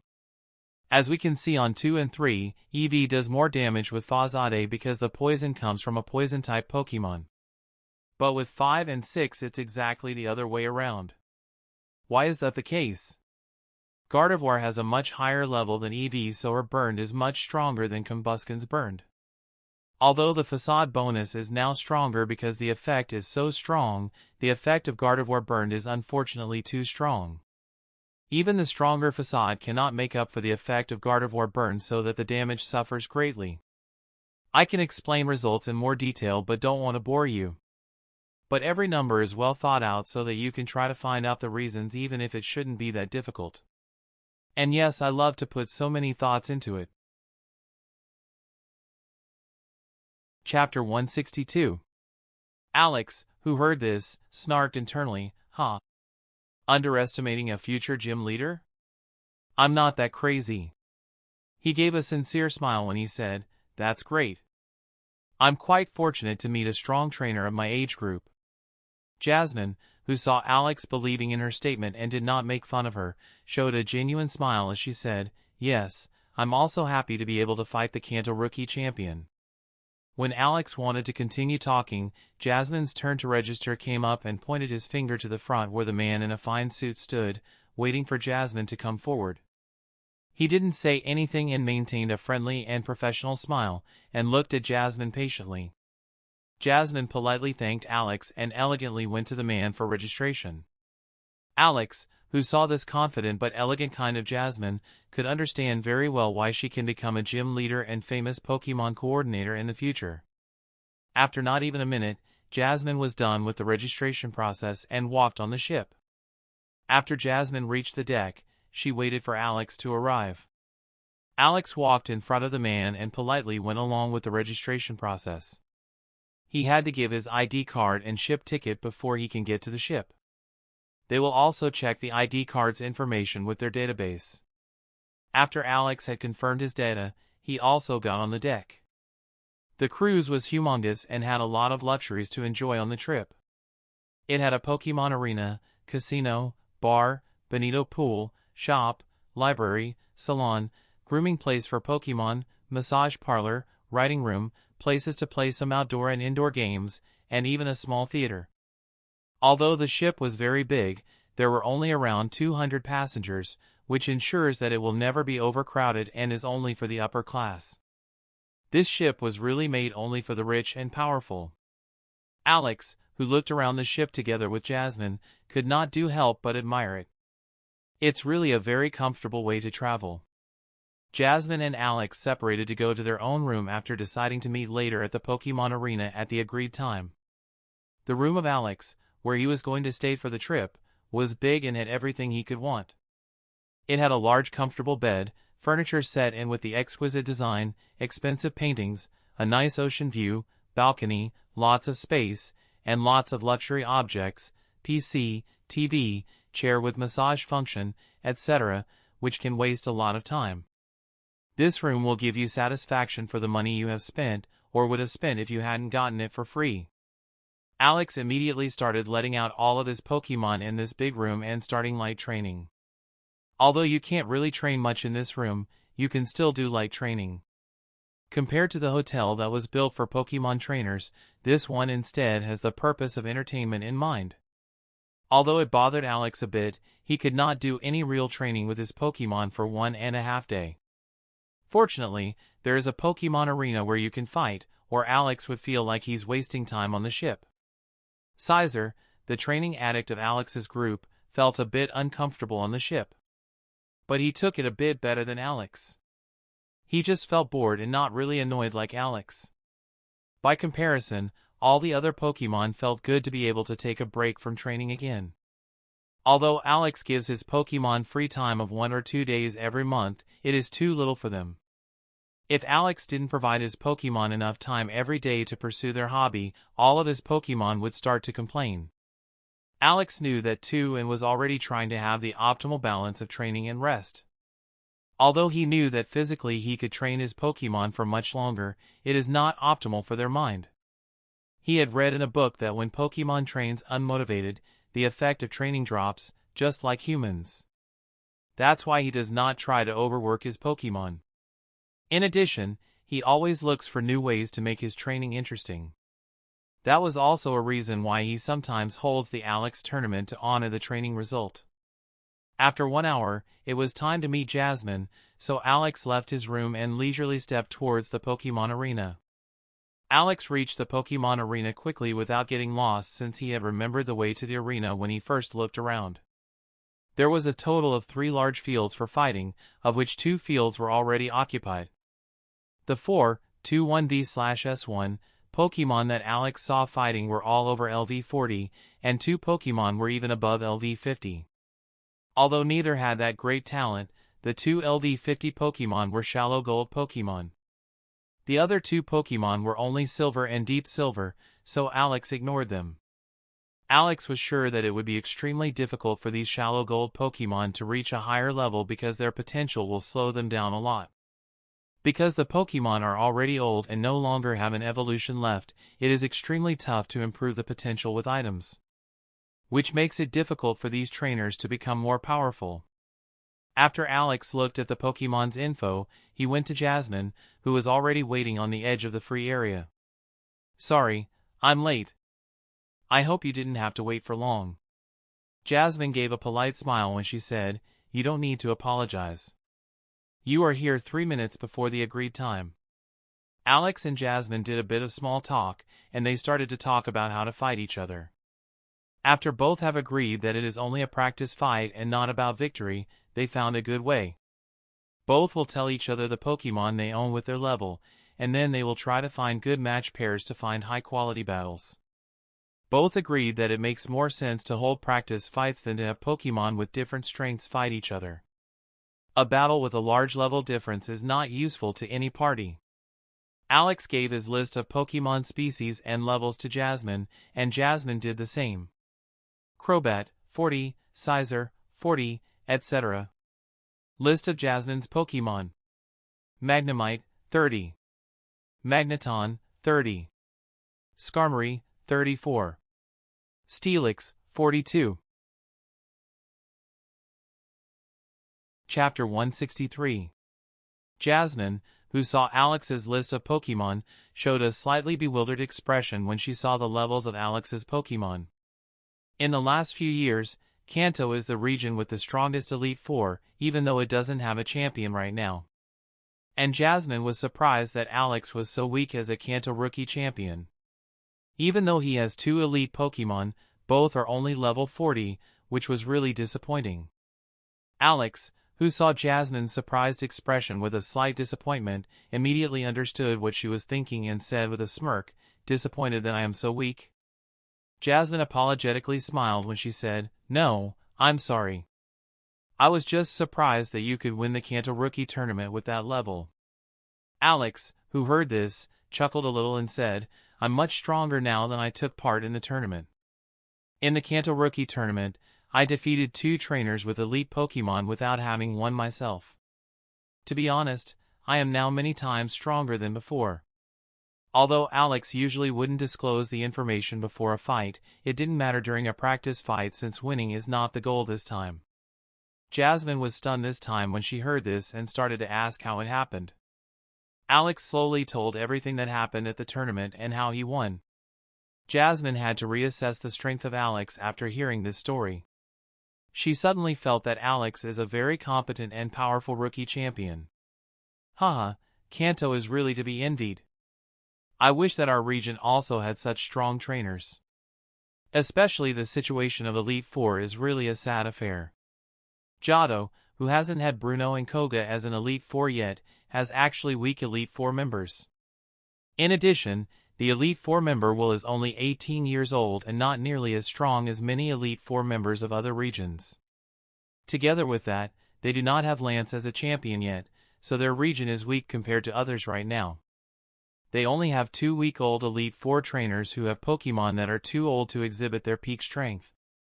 Also, they have an old champion who is weaker than some Elite Four trainers from other regions. Although not all trainers get weaker as they get old, most trainers and their Pokemon do. Probably only Dragon and Ghost-type Pokemon have a long enough lifespan to not be affected by age much. That is also the reason why trainers like Drake and Agatha do not lose strength with old Pokemon, but they rather get stronger instead. Although there are other types with long-lived Pokemon species, they are not as often present as these 2 Pokemon types. All in all, Johto is the second weakest region in terms of strength of Elite Four and Champion. Only the Unova region is weaker with its 4 old and weak Elite Four members. Although Alder is a strong champion, he cannot pull along a whole region on his own. Unova is very weak right now, but Alex knows that soon a whole generation of strong Unova trainers will grow up and revive the region. Alex, who played the games, knows that it's only a matter of few years before Unova is swarmed by very talented trainers. Kanto, whose Elite Four members' strength is currently at its peak, is the strongest region even without a champion. Although Kanto does not have a champion, Lance's strength alone is strong enough to defeat almost all other champions from different regions. But that's not the impressive thing about the strength of Kanto, but the fact that despite being so strong, Lance is still not strong enough to become champion of Kanto. To become champion, Lance would have to defeat all other Elite Four members. But unfortunately, he cannot defeat Lorelei. Although the type advantage shouldn't be such a critical factor influencing the result, Lorelei is only a bit weaker than Lance. And therefore, the type advantage is noticeable. Kanto, with its 3 very strong Elite Four members and a ridiculously strong Lance, is at the top even without the presence of the champion. Alex, who also knows how strong Kanto's gym leaders are, Koga, Giovanni, Sabrina, etc., knows that Kanto probably right now has the strongest trainers. Especially when you know that Professor Samuel Oak, the ex-champion, is still a very strong trainer and is even stronger than Lance in spite of retiring. Although Kanto is now incredibly strong, Alex knows that monsters like Steven and Cynthia will soon grow up as a trainer and strengthen their region. Alex stopped thinking about it and said, "Let's not talk about this topic. We have nothing to do with it anyway. We are the future of our region in the end. Let's talk about which Pokemon should fight each other." Jasmine nodded with a soft smile and said, "Yes, you are right." After a few minutes, Alex and Jasmine decided which Pokemon should fight one another. The first fight was Magneton vs Combusken. Although Jasmine suggested letting Magnemite fight against Combusken, Alex clearly told her that Combusken would easily win this fight even if she is 5 levels below. Alex remembers how Torchic easily defeated an Ariados who was 7 or 8 levels higher than her with 2 hits. When you consider that Combuskin now has even better base values, Alex doesn't think the Magnemite can survive even 1 overheat. Only Magneton, with his own good attack value, has a chance of winning against Combuskin. Chapter 164. Alex and Jasmine stood at the opposite ends of the battlefield and almost simultaneously released their Pokémon. Magneton and Combuskin appeared on the battlefield almost simultaneously. Combuskin appeared on the field with an excited expression. While she was waiting in the Pokeball, she heard that she was going to fight a strong opponent today and was very enthusiastic about it. Alex immediately looked at the info of Magneton. Pokémon, Magneton. LV, 30. Type, Electric/Steel. Ability, Magnet Pull. Gender, genderless. Potential, Gold. Moves: Supersonic, Tackle, Thunder Shock, Magnet Bomb, Thunder Wave, Light Screen, Sonic Boom, Spark, Mirror Shot, Metal Sound, Electro Ball. Innate Talent, Thunderbolt, E. Innate Talent, Double Team, Innate Talent, Protect. TM, Toxic, TM, Hyper Beam, TM, Flash Cannon, TM, Substitute, TM, Facade. Alex, looking at the information from Magneton, realized that only 4 moves from Magneton, in particular, our Obstruction is winning this fight. Thunderbolt, with the highest move mastery, would be Magneton's primary mode of attack. Double Team, Protect, and Substitute are the moves that may lead to the failure of Overheat, and thus greatly reducing Combuskin's chance of winning. Although there are other moves that can be helpful to Magneton, these 4 moves are the ones Alex needs to be most careful about. Fortunately, Jasmine does not know that Combuskin has Overheat, and that too on expert rank. So the chance of a victory is very high if he somehow makes Magneton use Protect once. Without Protect, Magneton has no other option to directly resist the strong move, Overheat. Alex pressed the start button of their field, and the invisible shields were set up so that no trainer or other objects can be hit and get hurt. This shield can endure attack under the champion rank, which is more than enough for almost all trainers. Are you ready? Yeah, we can start. Okay, I'll slowly count down from 3. Alright. Here we go. 3, 2, 1, start. Alex and Jasmine both started giving their Pokémon commands at the same time. Combuskin, use Sunny Day. Magneton, use Thunderbolt. After just a few seconds, both Pokémon unleashed their moves almost at the same time. As the environment slowly heated up, a lightning bolt suddenly appeared from the body of Magneton, which struck Combuskin. Combuskin tried to dodge it but was still hit and sustained a relatively serious injury. According to Alex, she only had around 60% HP left. Alex, seeing how much damage Combuskin took, showed no concern as he said his following command. Combuskin, use Flamethrower. Jasmine also gave her next command almost at the same time. She showed an aggressive expression when she said, don't stop Magneton. Use Thunderbolt again. Even though Magneton started his move a little later, he finished first and used Thunderbolt again. Combuskin was hit again, and her condition was already very bad. According to Alex's estimation, another strong hit would make her unconscious. Jasmine, who saw this too, stopped showing an aggressive face and calmed down. After taking a relatively long breath, she said, Magneton, use Protect to block its next move and then use Thunderbolt to end this fight. Although she can use Thunderbolt right away, it's a bit risky. Because if Combuskin's attack hits critically, she will lose the battle instantly because of it. Alex saw how Jasmine could be aggressive and calm and clever depending on the situation. He couldn't help but be impressed by her composure during the fight. For her age, having such good control already is quite remarkable. Although it's not Alex's fighting style, he can't claim that it's an inadequate fighting style. Combuskin used Flamethrower against Magneton, who blocked it with Protect. Alex gave a small smile when he said immediately after the attack. Combustion, use overheat and then protect. Jasmine, who heard this, immediately showed a serious expression as she immediately said, "This is bad." But Magneton, don't worry and keep on using Thunderbolt. Both Pokemon had started preparing their moves simultaneously, so the move mastery will decide which move will be finished quickly. Although Magneton finished just at the same time as Combustion did, its attack was faster. Next second, a flash and a blaze of fire appeared on the battlefield at almost the same time. Thunderbolt was very fast and didn't give Combustion any time to use Protect. Combustion was hit and fell unconscious to the ground. Magneton tried to dodge but also couldn't quite make it and was hit by Overheat. Despite trying to remain conscious, he still passed out after a few seconds. Overheat, on the Expert Move plus, Sunny Day, on the Expert Move from a Fire-type Pokemon against a Magneton with a bad SP def and HP dealt Magneton ridiculously high damage. Magneton, which was 5 levels higher than Combustion, was knocked out unconscious with only one hit.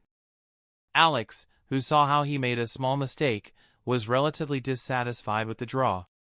He didn't consider Thunderbolt as fast speed and that it didn't even take half a second to fly 20 meters. Although it is slower than actual lightning, it is still a very swift move. Alex suppressed his self-criticism and went to heal Combustion, who fought very well. Jasmine went to her Magneton to heal it, but unlike Alex, she had a joyful expression on her face. She was really happy that she got to fight Alex, who was such an exceptional trainer at his age. She likes to fight strong trainers, especially when they are the same generation. Alex healed his Pokemon and honestly told Combustion that it was his fault that he only got one draw. Combustion didn't show the grateful expression that Alex had imagined, but a look like "Why are you saying something obvious?" Alex, who saw this, could only inwardly say to himself to control his emotions, "She is a child. She is a child. She is just a child." And suppress his need to hit Combustion's head. Jasmine said with a satisfied smile, "That was a good fight." Alex gave a fake smile when he said, "Yeah, that was a really good fight."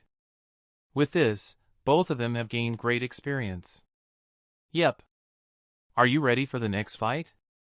Okay, give me a minute, and we can start Bastiodon v/S Skarmory.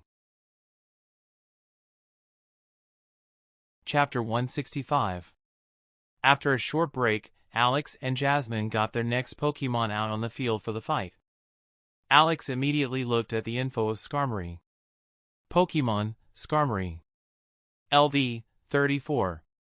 Type, Flying/Steel. Ability, Keen Eye. Gender, Male. Potential, Gold. Moves: Leer, Peck, Sand Attack, Metal Claw, Air Cutter, Fury Attack, Feint, Swift, Spikes, Agility, Steel Wing. Innate Talent, Taunt, E. Innate Talent, Rock Slide, Innate Talent, Sky Attack, E. TM, Toxic, TM, Roost, TM, Flash Cannon, TM, Substitute, TM, Facade, TM, Swords Dance, TM, Fly, TM, X-Scissor, TM, Sandstorm. Although the Skarmory was not weak, it had no move that could deal hefty damage on Bastiodon. Only Skarmory's Steel-type moves can inflict normal damage to Bastiodon, which greatly limits the ability of Skarmory to attack. Alex knew that he only had to watch out for a few tricky moves like Swords Dance, Roost, and Taunt in order not to lose this relatively easy fight. Now then, you ready? 3, 2, 1, start! Alex and Jasmine started giving their commands at the same time. Bastiodon, use Rock Polish. Skarmory, use Taunt. As both Pokemon prepare their move, Alex showed a calm expression. He didn't care whether Bastiodon prepared his move quickly because he knew that Taunt couldn't interrupt Rock Polish.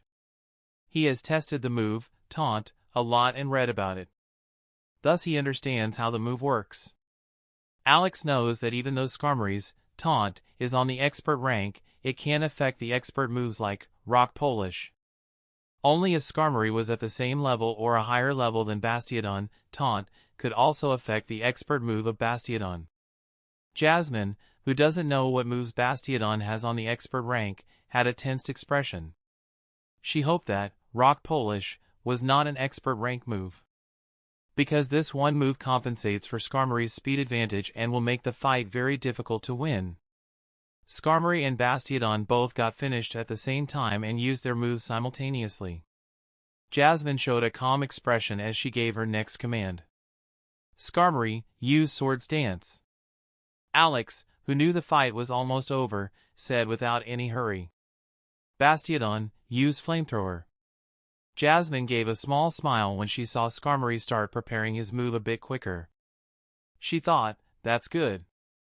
As long as Flamethrower doesn't happen to be on the expert rank, Skarmory will finish first and will have enough time to use Protect. Alex, who could only use almost attack moves, didn't show a calm expression. Although Bastiodon doesn't have a strong attack, the strength of an effective expert move against a Pokémon with a mediocre SP def and HP is strong enough to do a lot of damage. Although Bastiodon started a little later, he finished first and projected a jet of flames in the direction of Skarmory, who was just preparing his move. Skarmory couldn't avoid it and was hit by the flames. He made a painful expression when he was struck. Although he wasn't seriously injured, he lost around 30% HP from that one hit. Alex, who saw that the amount of damage with satisfaction, said calmly, use Flamethrower until you win. Although it is a simple and straightforward tactic, he had taken all possibilities into account. He selected this as it was the easiest and safest path towards victory. Alex does not believe that Bastiodon can be knocked unconscious so quickly before using the Flamethrower 3 times. Even if Skarmory has Sword Dance used once or twice, Alex believes that Bastiodon can take more than 7 hits from Skarmory. Although it is only his assessment, and it can be more or less, too. Jasmine knew she had probably lost but didn't show a sign of giving up. She started to think about what options she still had left. Hit and run? No, that's useless. Bastiodon can increase his speed quickly. Spikes? Spikes is not bad but too slow to defeat Bastiodon with it. After a few seconds, she began to carry out her next plan. Skarmory, use Swords Dance again and then Steel Wing. Although it is not the best tactic, she has no other choice. Bastiodon, who has Rock Polish on the expert rank, cannot be defeated by speed. So it makes no sense to use the move, agility, and all other tactics are too slow. Bastiodon finished and used Flamethrower again against Skarmory, who was preparing his move. Then he immediately started preparing subsequent Flamethrower. Skarmory endured the pain and started using the move, Swords Dance, after the preparation of almost 1 second. Then he started preparing Steel Wing. Bastiodon had quickly prepared his move, and he used Flamethrower again. Without wasting any more time, he used the prepared Flamethrower on Skarmory's still body. Skarmory, who was hit by Flamethrower for the 3rd time, showed a painful expression, and half of his body was fiery red. Although the steel on his body did not melt, it showed an unhealthy color of red. And now, he had only around 10% HP left. Even though Skarmory was hit, he managed to finish the move using Steel Wing. Fortunately for him, Bastiodon was only 5 meters away, so that he could use it immediately. Bastiodon was hit by the move, Steel Wing, and had a small wound on the head. He only lost about 15% HP from this hit. Alex, who saw this, showed a surprised expression. A pleasant surprise. He didn't expect that Bastiodon would only take so little harm. Especially since Bastiodon has not buffed himself yet. Alex could only imagine if Bastiodon had used Iron Defense beforehand how little damage he would have taken. Bastiodon is really a monster against Pokémon that can't hit him effectively, thought Alex. Jasmine, who saw how little harm this attack did, said immediately, "We're giving up. Your Bastiodon is really too unfavorable an opponent for my Skarmory." Alex, who heard this, gave a polite smile when he said, "Yes, I can understand that. Bastiodon really is a natural enemy of your Pokémon. It doesn't have a good counter move for my Bastiodon. Well, it was still a good fight. Yep, definitely. Jasmine again showed a confident expression when she said, let's talk about the next fight.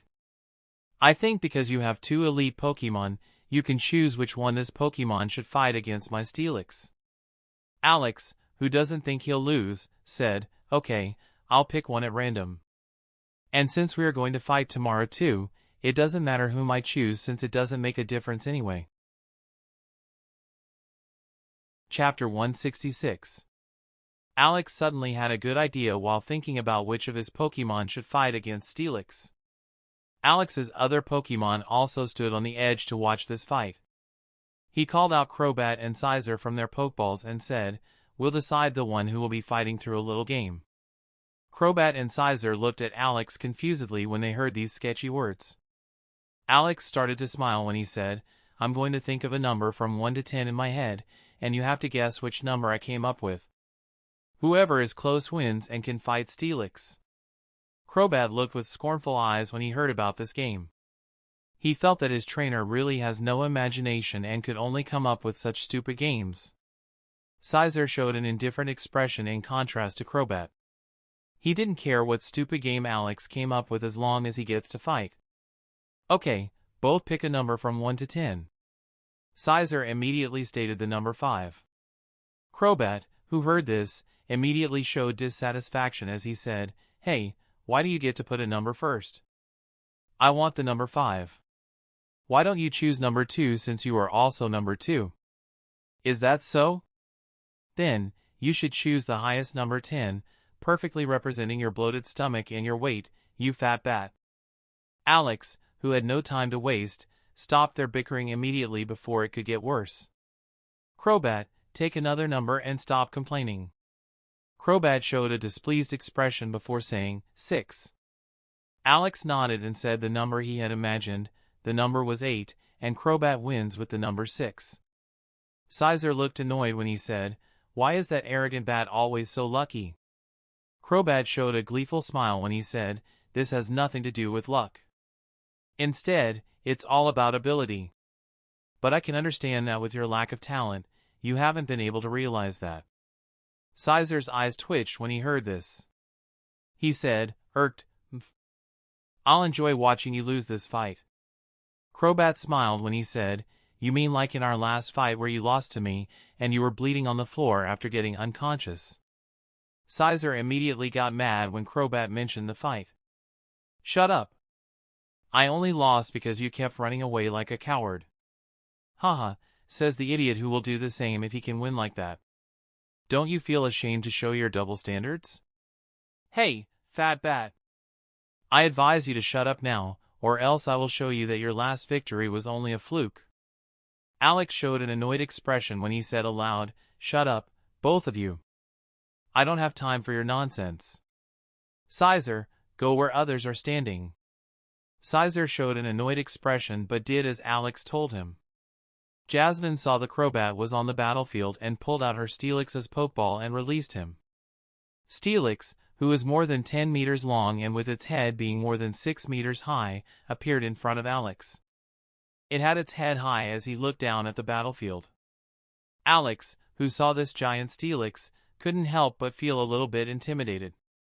The field is a bit smaller than at the Kanto Rookie Tournament, so the Steelix looks even bigger and more intimidating than it should. While the giant size of Steelix still allows Crobat to use hit and run tactic, it is not very effective. Fortunately, Steelix is a slow Pokemon, so this tactic is still very effective against him. Alex immediately started looking at the information of Steelix. Pokemon, Steelix. LV, 42. Type, Steel/Ground. Abilities, Sturdy. Gender, Male. Potential, Deep Gold. Moves: Bind, Fire Fong, Harden, Ice Fong, Mud Sport, Tackle, Thunder Fong, Screech, Rock Throw, Rage, Rock Tomb, Sandstorm, Slam, Rock Polish, Dragon Breath, Iron Tail. Innate Talent, Crunch, E. Innate Talent, Iron Tail, E. Innate Talent, Earthquake, E. TM, Protect, TM, roar, TM, toxic, TM, taunt, TM, hyperbeam, TM, dig, TM, facade, TM, rest, TM, sleep talk, TM, Euroball, TM, stone edge, TM, dark pulse, TM, substitute. Alex, who read the information, had to change his opinion a little bit. He couldn't help but think that this will be a very challenging fight. First, Crobat cannot use many of his best moves, and he also has a level and type disadvantage. Moves like Cross Poison, Toxic, Sludge Bomb, Taunt are completely useless. And moves like Fly, Swift, Facade are severely weakened. Especially the fact that Crobat cannot use the move, Taunt, to prevent Steelix from making himself fast with Rock Polish is very annoying for Alex. Crobat actually only has one good move that can win him the fight, and this it is none other than his good old pal, Shadow Ball. Shadow Ball does not hit Steelix effectively. But since it is an expert rank move that does special damage, Steelix with his weak SP def will suffer a lot of damage. Unfortunately, this fight is still unfair on paper for Crobat, who was heavily countered. Alex thought about a tactic he just came up with to increase Crobat's chance. Although these tactics weren't very well thought out with various options, Alex didn't have enough time to strategize a better tactic. But even with this disadvantage, Alex was quite confident for his victory. As long as Jasmine doesn't pull up a surprise tactic, this should be a sure win, thought Alex as he considered his tactics. If I had more time, I could probably come up with a better plan. Well, it doesn't matter anymore. He also didn't really care because it's not about anything. In the end, it's just a practice fight. Let's see what happens. Crobat and Steelix were getting ready to fight in the arena when Alex pressed the shield button. 3, 2, 1, let's go. Chapter 167. After the start signal, Alex and Jasmine started giving out their orders at the same time. Crobat, use Shadow Ball while maintaining a distance of 40 meters from Steelix. Steelix, use Sandstorm. Although most Pokemon can dodge an attack from Crobat over 40 meters, Steelix was an exception due to his towering height and sluggish speed. And Crobat, who was 40 meters away from Steelix, could easily dodge all of Steelix's attacks. Thus, this combat range was optimal for Crobat. Crobat finished first and sent a purple-black ball in the direction of Steelix, who was still preparing his move. Steelix couldn't evade and was hit by Crobat. Even though he was hit, it didn't look like it did much harm. Alex would estimate around 10 to 15% HP was lost. When Alex saw how Crobat's best move only did so little harm, he couldn't help but be happy that he didn't use a physical attack. If that were a physical move, Alex thinks it would have done less than 5% damage. Internally, he was really glad that Crobat can use Shadow Ball, along with it being on the expert rank. Crobat, keep on blasting Shadow Ball. Steelix, who had prepared his move, covered the whole battlefield with a stream of sand. Jasmine hadn't trained Sandstrom like Alex did to make it as dense as possible. And Steelix did not use a move to generate dust, so Alex could still see everything on the battlefield. Although the Sandstorm would do a bit of damage, Alex wasn't worried about a non-expert rank Sandstorm's damage. Steelix, use Rock Polish 3 times. Alex, who heard this, couldn't help but think it was a risky move. Crobat and Steelix were only given command for one move, so the same moves were used for a short period of time. After a few seconds, Steelix was able to successfully use Rock Polish 3 times. And since the Shadow Ball is on expert rank, it is naturally faster than a non-expert move. So Crobat was able to use the Shadow Ball 4 times in the same period Steelix used his move 3 times.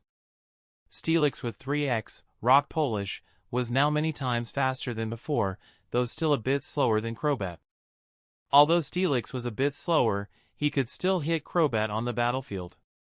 In order for Crobat to be able to successfully use the hit-and-run tactic, he has to be much faster than the opponent since the border limits the area and will obstruct him if he doesn't fly away fast enough.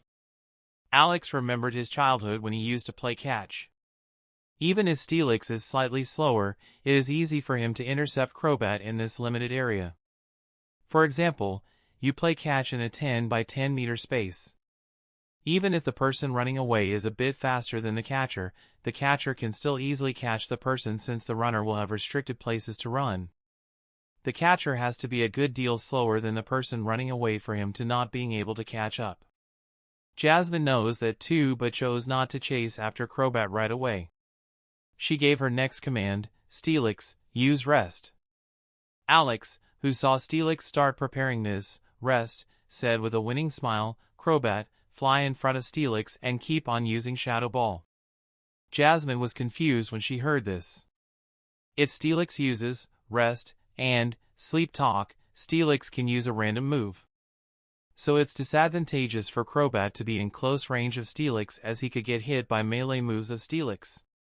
Crobat started using Shadow Ball and hovered in front of Steelix, waiting for Alex's next order. Steelix, who had already received 7 Shadow Ball, had wounds all over his body. It looked like he didn't have much HP left. Steelix was done with his preparation and immediately used rest. His body fell asleep on the floor, and after only 1 second, all injuries on his body were almost gone. Alex, who saw how powerful the healing power of rest wasn't even a bit surprised. He knows from practice he did with EV and books he has read how powerful the move, rest, is. But it is not without any cons. Rest, that is not on the expert rank, will make the Pokemon sleep for a very long time. If you are unlucky, you may get attacked 10 times by your opponent before you wake up. Alex smiled when he said, Crobat, use Haze. Although Haze cannot remove all of the reinforcements, it can remove most of them. Jasmine, who heard this, showed a grave expression but didn't know what to do now. Before the fight, she had the feeling that she would win easily. But now, she noticed how Alex totally led her by the nose in this fight. Her whole strategy was interpreted entirely by her opponent and completely countered without giving her any chance. Jasmine thought for a moment, but she couldn't think of anything in this short time, so she helplessly said, Steelix, use sleep talk. Crobat, who started earlier, used Haze, and lightly hit Steelix, who was currently sleeping on the floor. Crobat, use Shadow Ball while keeping a 40-meter distance. Jasmine, hearing this, knew she was in a very bad position. She could only hope that Steelix would wake up soon before getting defeated by Crobat, which was really unlikely. If she had known this beforehand, she would have preferred using Stone Edge, which has a large attack area. Although Crobat could dodge most attacks due to 40 meters gap, it wouldn't be impossible to hit Crobat often and fast enough for Steelix to win.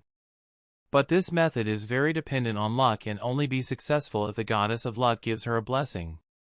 Jasmine wasn't ready to use a tactic that only had a 25% chance of success in a fight where she thought she had the upper hand. After Steelix woke up, he only had around 20% HP left. Even though Steelix woke up, he was too far and too slow to hit Crobat. Jasmine had no other choice but to use the rest again and hope that Steelix would wake up earlier. Unfortunately, that didn't happen. You know, the Murphy's Law. Steelix and Crobat fought for another 40 seconds before Steelix lost unconsciousness. When Alex looked at the unconscious Steelix on the floor, he couldn't help but think, easier than expected. But if rest had been on the expert rank, this fight would have become more difficult. Not that it's important. Crobat, who didn't have a wound on his body, showed an arrogant expression as he looked in the direction of Sizer.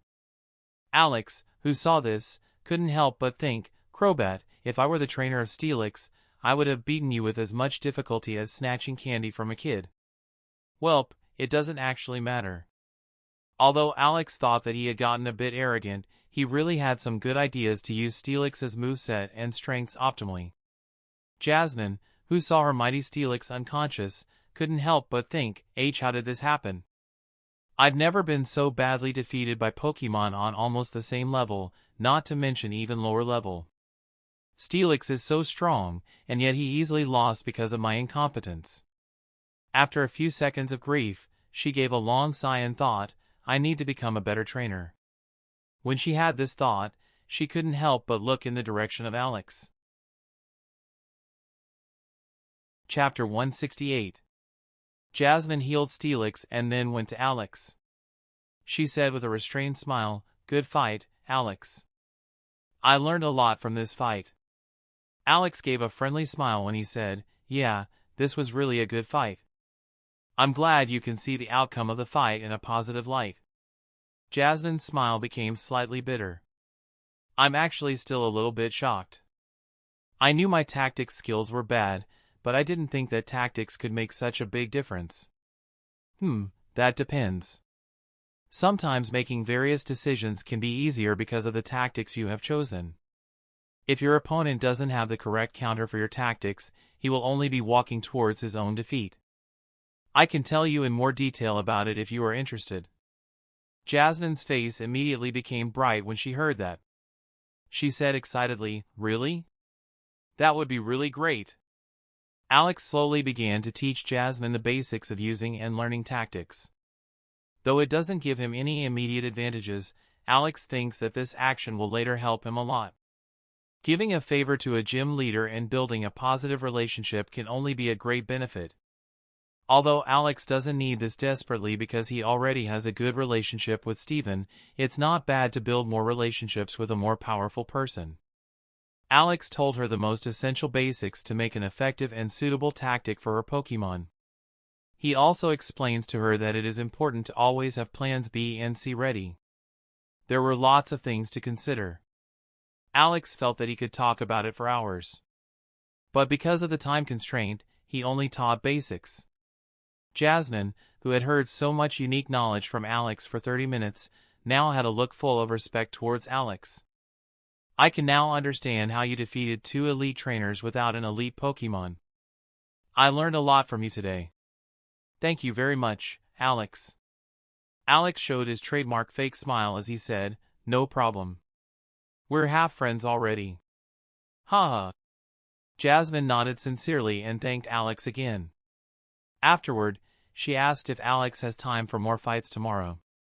Alex nodded and realized that it was time for his Pokemon to eat.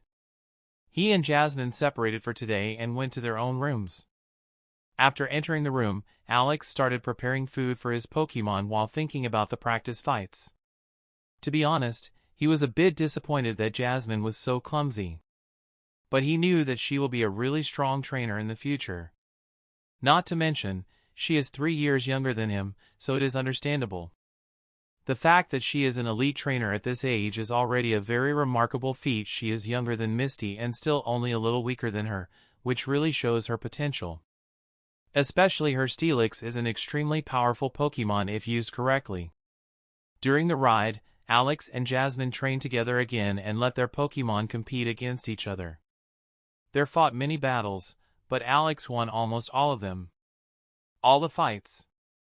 Magnemite vs Combusken, Jasmine wanted Magnemite to fight Combusken at least once.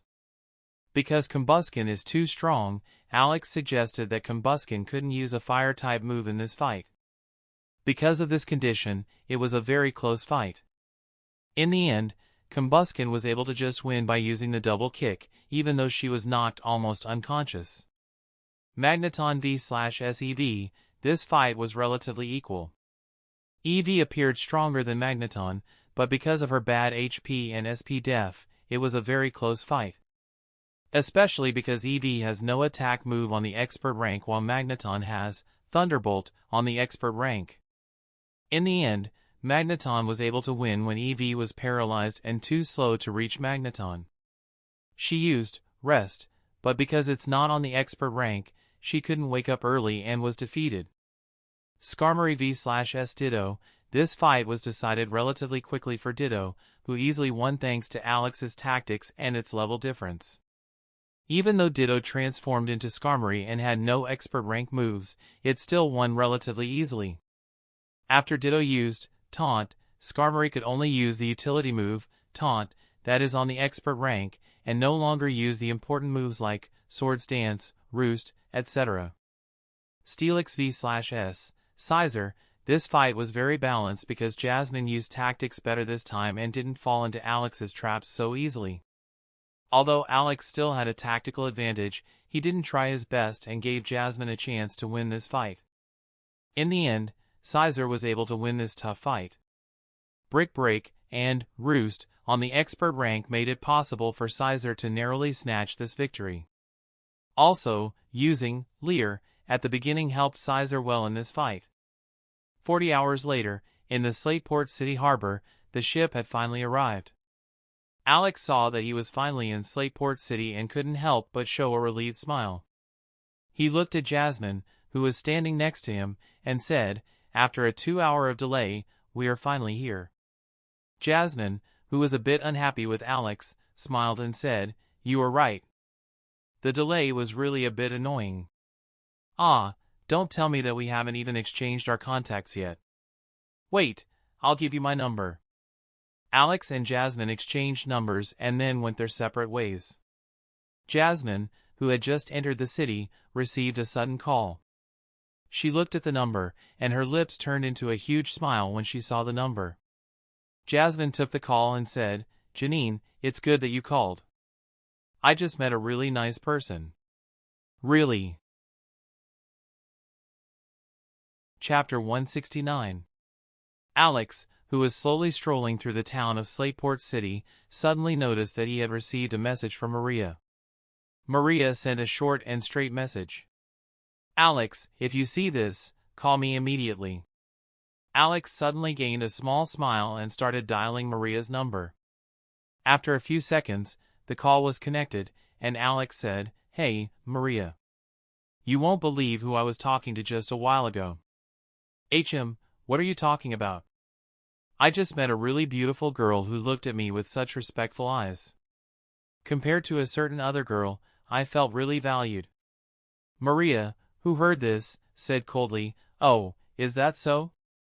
If that's what you think, then you should stay with that girl." Then, without giving Alex a chance, she immediately hung up.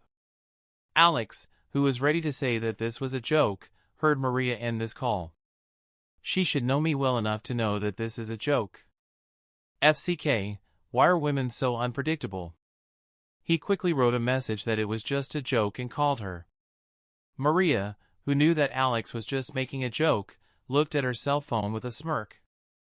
After reading Alex's message, she smiled a little when she thought, as a little punishment, I should let him suffer a little longer. Alex, who saw Maria ignoring his call, started to get a little bit tensed. She wouldn't have blocked me, right? Alex started calling her again. Maria heard it, but she hung up again. She felt that Alex hadn't endured enough punishment yet. She will forgive him if he keeps on trying few more times. Alex, who didn't hear an answer again, showed a nervous expression when he thought, FCCKK. What's going on here? After taking a few quiet breaths, Alex calmed down a bit and began to think about it. Her mood must have been bad. I should probably let her calm down for a minute and then call her again. Maria, who expected Alex to call again, showed an annoyed expression when she noticed that Alex wasn't calling her anymore. Why did he give up so quickly? Unbelievable.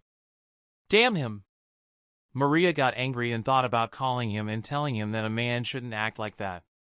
Wait, why should I call this bastard? He is the one to blame and should take responsibility. Maria, who had started treating Alex more than a friend, subconsciously had high demands from Alex. She felt that if Alex really loved her as he said, he shouldn't give up so easily. Maria, whose mood was getting worse every passing second Alex didn't call her, noticed that she really cares about Alex's attitude towards her. He's just a pervert who is slightly good-looking and has a little bit of strength. There is no logical reason to like such a bastard. He's not half as good as he thinks. Not to mention how trash his jokes are. I'll tell him that when he calls Dash. Maria's eyes briefly showed a sad expression, but only for 1 second before she suppressed it. When Maria wanted to call Alex after 20 seconds, she suddenly saw Alex's call. She grinned a little bit unknowingly as she thought, about damn time. I'll have to tell him a thing or two for his cheekiness. Alex, who was looking at his TRH device, suddenly saw Maria accept the call. He was relieved and happy as he immediately started speaking. Maria, that was just a joke. A thoughtless joke. I'm sorry if that hurt your feelings. Alex, who had never apologized in his old relationships, suddenly doesn't feel that saying sorry is a big deal. If he really hurt Maria's feelings due to that joke, he should just apologize. Holding her TRH device in her hand, Maria was happy inside but said coldly, "You think my feelings would get hurt because of your lousy joke? Quite an ego you have." Alex, who heard these sharp words, felt that Maria was really angry. Normally, she would bring up a joke like, "Those who live in glass houses should not throw stones." But he did not want to worsen Maria's mood right now. He will continue to joke but not criticize Maria indirectly with it. At least not today. He knows from experience that there are days when women can be easily annoyed.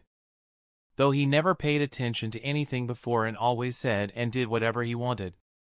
Alex didn't love his old girlfriends, so it didn't matter if they were in a bad mood. As long as they fulfilled their purpose, nothing else mattered. He knew that his girlfriends liked or even loved him, but that didn't matter to him. In fact, it annoyed him a bit that they couldn't see what kind of person he was. Maria's cold and arrogant personality has a great attraction to Alex, who is also very arrogant and indifferent. Alex felt this kind of charisma from Maria that somehow strongly impressed him. He would say that she fulfills Alex's expectations on point. That cold eyes, the self-confident attitude, the calculated behavior, and a dreamy body with a perfect figure and a flawless face. Alex laughed when he said, "Oh, really? Ha." Maria's smile widened a bit when she heard Alex's childish laugh but said sternly, "Alex, can you even be serious for 1 minute? I wanted to talk to you about something, and you don't do anything but nonsense. Are you a man or a child? To be honest, Maria, I don't want to change how I act in front of you and my family. I can get serious when required, as you know. But when we just talk like that, I want to stay genuine like this." After a few seconds, he continued, "Besides, if you want, I can show you whether or not I'm a man. Are you done, big man? It is unbelievable that you have such a side to you. When I talk to Lars and Brand about you, they talk about how emotionless you can be." Although Maria said it with a vague tone, she was really glad that Alex showed her this side. She also tries to be less cold to Alex, even though it was difficult for her. Alex, who can't see Maria's face, got the feeling that Maria was a little happier now than before. At least he hoped. It's really easier to read her when I can look at her face. Alex started to say in a sincere voice, "Maria, I've only shown this side of myself to my family and you so far. You should understand what that means." Maria didn't say anything for a few seconds until she said in an almost inaudible voice, "I know. I like this side of you." Alex, who heard this almost whispered answer, couldn't believe Maria just said that for a moment. His face immediately brightened up as he happily continued his stroll through the town while holding the TRH device. Chapter 170. Alex hung up after 5 minutes of talk with a pleasant smile on his face. He felt today, in particular, was a really good day.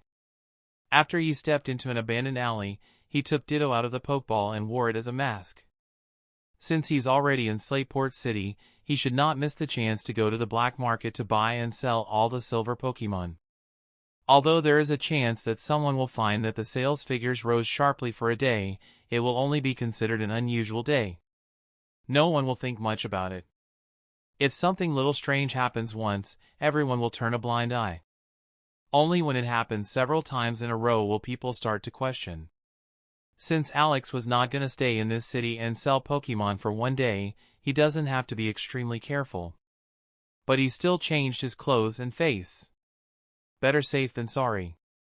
He opened his TRH device and looked for the entrance of the black market in Slateport City. 3 hours later, Alex left the city with the money he had earned in the last 3 hours. He found 16 silver Pokemon in the whole of black market and sold them for 728,000 Pokedollars. Unfortunately, he can't do this too often in a city, or he would have been pretty rich by now. Alex saw that he earned more than $500,000 within 3 hours and already had an idea of how he can make full use of this opportunity. While he is staying in the Hoenn region, he will visit every big city and do the same thing he just did now. Alex didn't plan to stay long in Hoenn anyway, and this method highly profitable.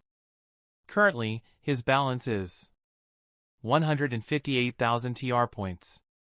760.010 poke dollars, a little less due to daily expenses. Alex didn't intend to stay long in Hoenn anyway, so he ought to make the best use out of this trip. To be honest, Alex was still hoping to find a gold Pokemon to make some real money. He has seen several thousands of Pokemon's info in black markets and only found 2 gold Pokemon. Even with his cheat, finding gold Pokemon is ridiculously rare and can be found only with luck. Alex thought for a moment and started typing a message to Steven that he will be in Rustboro City in 3 days. He planned to fly to every big city with the help of Crobat for 3 days to buy and sell silver Pokemon. With Crobat's speed, he can reach every moderately large city quickly and safely. The Hoenn Rookie Tournament, in which Steven is participating, will only start in 49 days. So Alex can take a little time to do his own thing before meeting Steven. Alex didn't think much longer and made away with the help of a map, so he can reach all the big cities as quickly as possible. 17 big cities are Alex's destination for 3 days, with Rustboro City being the last one. Although there are still small towns, not many Pokemon are sold on their black markets, so it is probably not worth it. He was excited about what he would find and how much money he would make. 3 days later, in Rustboro City, Alex, flying on Crobat, got on the ground as soon as Crobat landed with a faint grin on his face indicating how successful his plan had been. These 3 days were pretty exhausting for Alex, who never had time to sleep for a long time. He also looked at more than 3,000 Pokemon's info. This process was very tedious, but it reminded Alex of opening loot boxes a bit. Any Pokemon could be a big win, so Alex was never really bored. He bought 256 Pokemon during this time and sold 255 of them. The 255 silver Pokemon Alex sold were traded for many different prices. And he made 14,025,000 poke dollars in total at the end of these 3 days. It's really a shame that he can't do that often to get rich quickly. Fortunately, Alex had already thought of a better way to get enough money quickly without any risks.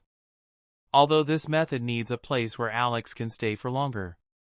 That's why he can't just use it yet. He also found a gold Pokemon, which he had not sold yet. Pokemon, Spinda. LV, 30. Type, Normal. Ability, Own Tempo. Gender, Male.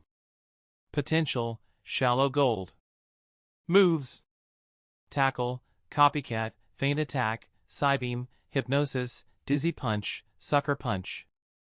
Innate Talent, Dream Eater, Innate Talent, Rain Dance, Innate Talent, Rock Tomb, E. Unfortunately, it was the worst gold Pokemon that Alex had ever seen. Although there are no useless Pokemon, it is best to find Pokemon that requires less effort to make them strong.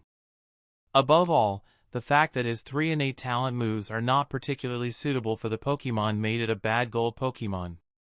In addition, without further evolution, it is difficult to increase one's potential. Alex can obviously make this Pokemon stronger. But he does not want to spend efforts on a mediocre Pokemon with whom he has no emotional attachment. Ditto, for example, has a lot worse potential than these Pokemon. But because Alex has an emotional bond with Ditto, he is willing to spend more money on Ditto than it actually is worth. Apart from that, Ditto has many other advantages that other Pokemon don't. Alex could also get a bronze Pokemon to gold with enough time and money, but why should he do that? It's completely inefficient, and he would only do that for Pokemon he likes. He now has a much greater expectation from Pokemon that he will be including in his family. Although this gold Pokemon is not really strong, every gold Pokemon has a market. He should also be able to get around 5 million for this gold Pokemon. Alex doesn't need money, but items that can improve the potential of his Pokemon. Alex called Lisa to ask if she has any items that she wants to exchange for a gold Pokemon. The last trade had been very successful and beneficial for Alex. He was also very satisfied with the item that Lisa offered him. So he spoke to her again. Lisa, who heard how Alex has a Pokemon S talent again, was less enthusiastic compared to last time. As an executive, she found that getting gold Pokemon is a lot less difficult than before. They now put more emphasis on the quality of the gold Pokemon than before. Alex, who heard her tone, understood that Lisa has been an executive for several months and has already enjoyed many advantages from this position. So her interest level is lower than the last time. Even though Lisa didn't want this Pokemon for herself, she still wanted to buy it for one of her subordinates. Although Alex is also a subordinate, she quickly noticed that she could not hold Alex. So she knew that he is her subordinate only for a short period. Lars, who has good but not revealed potential, is a better subordinate for Lisa. Even if Alex got a reward from Giovanni, he wouldn't be her subordinate in the future. I recently found an item that I haven't used for. It's an item that is probably very valuable for your Ditto. Executive Lisa, can you please explain it to me in more detail? Oh! Someone impatient, foo. TSK. As I was saying, it's the heart of a champion-level Ursaring with the talent of S rank. A very rare item with its value being around 5 million at least. Chapter 171. Alex and Lisa negotiated for a few minutes before they finally came to an agreement. Although Alex still had to pay $1 million on top, he was getting the valuable item in exchange for a bad gold Pokemon, so he wasn't one to complain. He really wanted to have this item and not wait before such an item appears again. Alex has enough money, but not items that increase the potential, so he was willing to pay a little more to get this item safely. The next big auction will only take place after 6 months, so of course, he isn't going to save the money he currently has for that. He will earn more money at that time. He has more than 100 good ideas for making easy money but not many ways to find valuable items. Alex found a quiet place and initiated the trade with Lisa. Ditto, who was on Alex's face, couldn't help but jump down when it saw the box that just appeared on Alex's hand. Alex gave a smile and said, "Here, take it, Ditto. It's for you. Try to absorb as much energy as possible from it." Ditto immediately started to absorb the heart excitedly and noticed a sudden change in its body. After 1 minute, Ditto had absorbed the heart with excitement, and Alex looked at the information of Ditto. Pokemon, Ditto. LV, 38. Type, normal. Ability, imposter, hidden ability. Gender, genderless. Potential, deep silver. Move, innate talent, transform, E.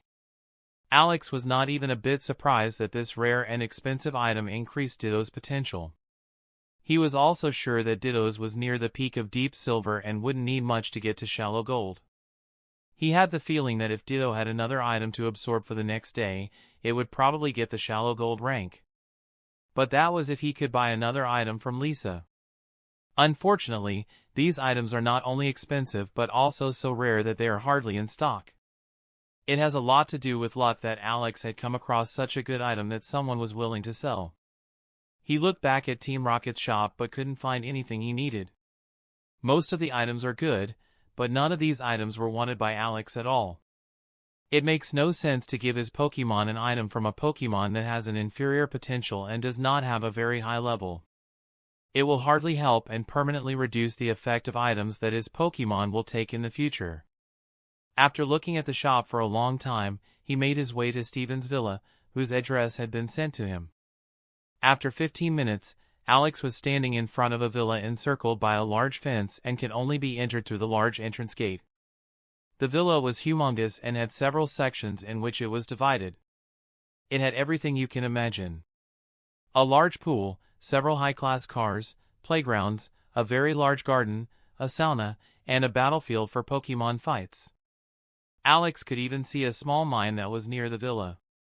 As Alex and his Pokemon got closer, Gardevoir suddenly noticed something. "Father, we're being watched by a psychic Pokemon. Although I can't pinpoint its location, I can feel it," she immediately informed Alex. How strong is that Pokemon?" Gardevoir showed a serious expression as she said, "At least stronger than me, but not at the champion level. If it were at the champion level, I wouldn't even have noticed that we were being watched." Alex wasn't surprised expression by hearing this. Psychic-type Pokemon is the perfect Pokemon to quickly spot enemies. Especially Ghost-type Pokemon that hide in the shadows can be detected very easily by them. A strong elite Psychic-type Pokemon can even spot champion-level Pokemon with enough time provided. Alex went to the entrance gate with a camera and pushed the button attached on the side. "Hello, this is Alex Stark. Steven should be waiting for me." After a few seconds, Alex heard a polite voice, "One moment, sir, please. I will inform the young master immediately." Alex, who saw the gate open, slowly started walking towards Steven's villa. When he was walking on the long road leading to the villa, he saw several flying-type Pokemon flying in the air, keeping a watch over him. Alex checked the info on this Pokemon and couldn't help but be a little impressed. Each of these 12 Pokemon was at least LV30, and 5 were even on the elite rank. In addition, one of these Pokemon was even at LV50. The land that the Steven family owned was enormous. It took Alex several minutes to reach the main door of the villa. At the entrance, several butlers and maids and his friend Steven were waiting with a smile. Steven immediately went to Alex with a smile and shook hands. "Alex, thank you for coming. I know how busy you are." Alex, who felt that Steven speaking honestly, also smiled in the reply and said, "Haha. No problem. I'm sure it can be a good experience for both of us." Steven, who heard that Alex downplayed this favor, couldn't help but feel that his assessment of Alex was correct. "Come on in, I'll show you around here." Steven showed around this large villa to Alex and even showed him his stone collection. "Look, Alex, these are all the treasures that I have found. Many of these stones are very strange, and I myself don't know what they do. Haha, if you like some special ones, I can give them to you as a present." Alex, who saw more than 200 stones separated in glass panes in this large room, couldn't help but be a little dazzled. According to Alex, almost all of these stones have no purpose. But because Steven sees them as a hobby, that's not so important either. Alex, who looked at the stones, tried looking for stones that he can probably recognize through the game in his old life. Although it is difficult to recognize some items in this world, Megastone, that looks like marbles with colors, are easily recognizable. After a bit of a looking around, Alex found 3 marbles-like stones with different colors. Chapter 172. Unfortunately, Alex can't identify the Megastone with the appearance of them, as they are all very similar. So he doesn't know which Megastone belongs to whom. The easiest way to figure it out is to let his Pokemon check if they find a connection with it. But he can't do that in front of Steven, since he may figure something out. The best option would be to get them first and check out later when he is alone. Steven, who saw that Alex showed great interest in these marble-like stones, said with a smile, "So, you like these stones, huh?" Alex thought for a few seconds and said, "Yeah, they really differ from other stones here. They look more like man-made stones." "You are absolutely right. The first time I thought that too. But after several tests, I found out that these stones were all unchanged for more than 100 years. I could also do other tests, but these stones don't seem to be anything special except their appearance." Alex, who heard this, was silent for a few seconds. No matter what, I don't want to tell him anything about the Megastones. Even though he is a person with whom you can build a good friendship, it is far from the situation that I would tell him my secrets, Alex thought. Steven saw Alex staring at these stones thoughtfully, and with a friendly smile, he said, "You know what, if you like these stones so much, I will give them to you." Alex, who was already thinking of asking for these stones, was glad that Steven offered them himself. Alex immediately accepted the offer. "Thank you, Steven." Steven, who saw Alex's unexpected sincere expression, started to laugh slightly. Ha ha ha, that's really unnecessary. These stones have no real value anyway. I am only giving you nice-looking stones. Alex, who heard this, smiled slightly and thought, although you don't know it, you gave me a great gift. If I find a mega stone that fits your Pokemon, I'll pay you back. After Alex had taken the 3 mega stones, he and Steven continued to walk through the collection. Alex could not find anything that looked familiar, so he simply listened to Steven telling him a bit about the different stones. After 30 minutes, Steven finished going through the collection and went to the training room with Alex. Steven's training room was many times better than that of the expensive hotel. It was huge, had special machines for almost every type of training, and had several battlefields for fighting. It was kind of a perfect place to train Pokemon. Alex, who saw this enormous training hall, couldn't help but say with an envious look, "Wow! This is really the perfect place to train." Steven showed a proud expression when he said, "Yes, this is really a special place. It took me 2 months to build this room, and it cost more than 70 million Poke Dollars. Especially the machines that cost 99% out of the final bill." Alex, who heard this, couldn't help but be a little surprised when he said, 70 million? At this price, you can buy a very rare S-rank Pokemon. You really have too much money to spend on a training room.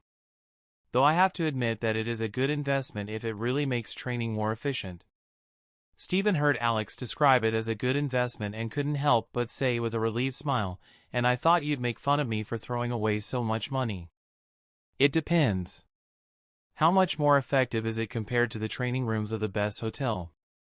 Steven showed a proud expression when he said, "With move mastery, it is between 20 to 35%, and with body mastery, it is 20 to 55% more effective.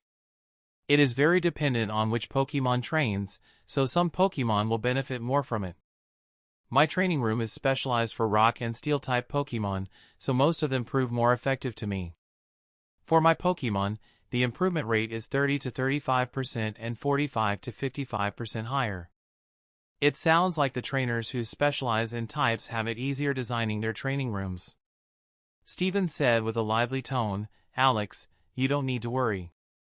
I know a good building company from my father who also makes good general training rooms. It has many different options. If you have raised a bit of money, you can get a room done for yourself from them. I can even give you a discount." Alex showed a happy expression when he said, "No, I have good money, but I haven't found a place where I want to stay longer. Maybe when I've found a house for myself, I'll ask you again. I also don't want this discount. As you probably know, money can ruin a friendship, and I don't really need it." Steven smiled and said, "Oh. Is that someone too proud to take a discount from his friend? Ha ha ha. Alex, you are really a very proud person." Alex started to laugh a little when he replied, "Haha, says the person who thinks he can easily win the rookie tournament and become champion. Tell me, who's got a bigger ego here?" Steven smiled and said, "But I have every reason to be confident. Come on, let's fight, and I'll show you." Alex stopped smiling and said seriously, "Okay, 3v/S3 like in the rookie tournament. Though you can be glad that I don't know your Pokemon's info and don't have enough time to create a good tactic." Steven heard how Alex would show off his superiority in the talent of tactics and couldn't help but say, "Alex, are you looking for excuses now?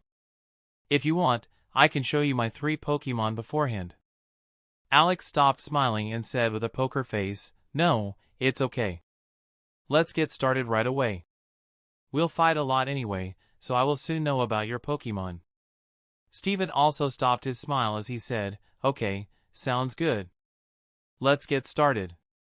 Alex and Steven started walking towards the battlefield together. Chapter 173. After the shield was activated, Steven and Alex released their first Pokemon at the same time. A silver-colored Metagross with golden claws and an X mark on its face appeared as Sizer at the same time. Metagross was more than 2 meters tall and looked somewhat threatening with his freezing cold look. Alex, who saw the information from Metagross, couldn't help but exclaim in surprise.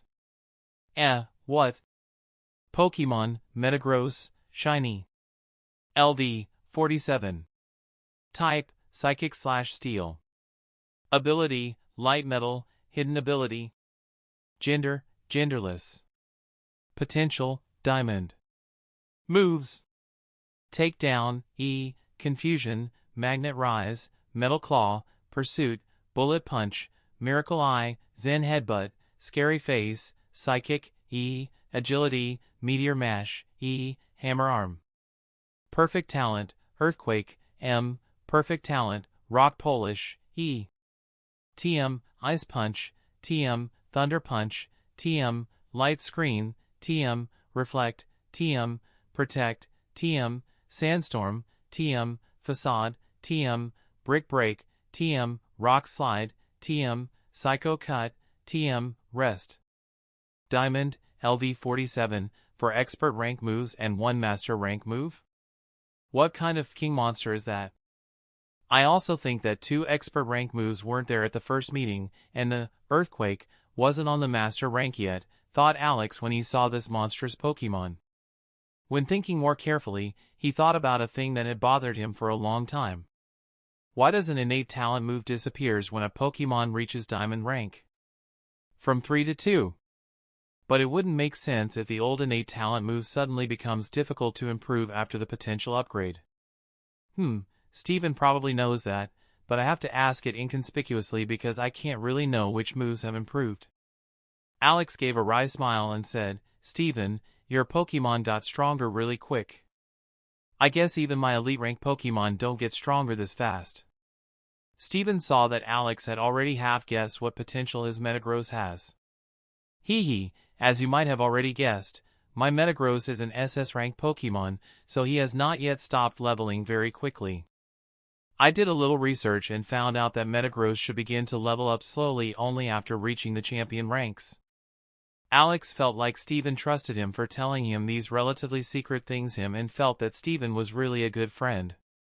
Although most likely nobody would dare to rob Steven's stone even if he has an SS rank Pokemon, it is still not beneficial to talk about it everywhere. Wow, this is the first time I've seen an SS rank Pokemon. What's so different about it from an S rank Pokemon? You don't know? I always thought that it is general knowledge for High Alliance members. Almost all High Alliance members know about it. Really? Nobody told me. Most probably because you haven't met and talked to many High Alliance members yet. Alex nodded in the reply. He is really still a newcomer to the Alliance. He only knows Professor Walter, whom he has not asked about this topic yet.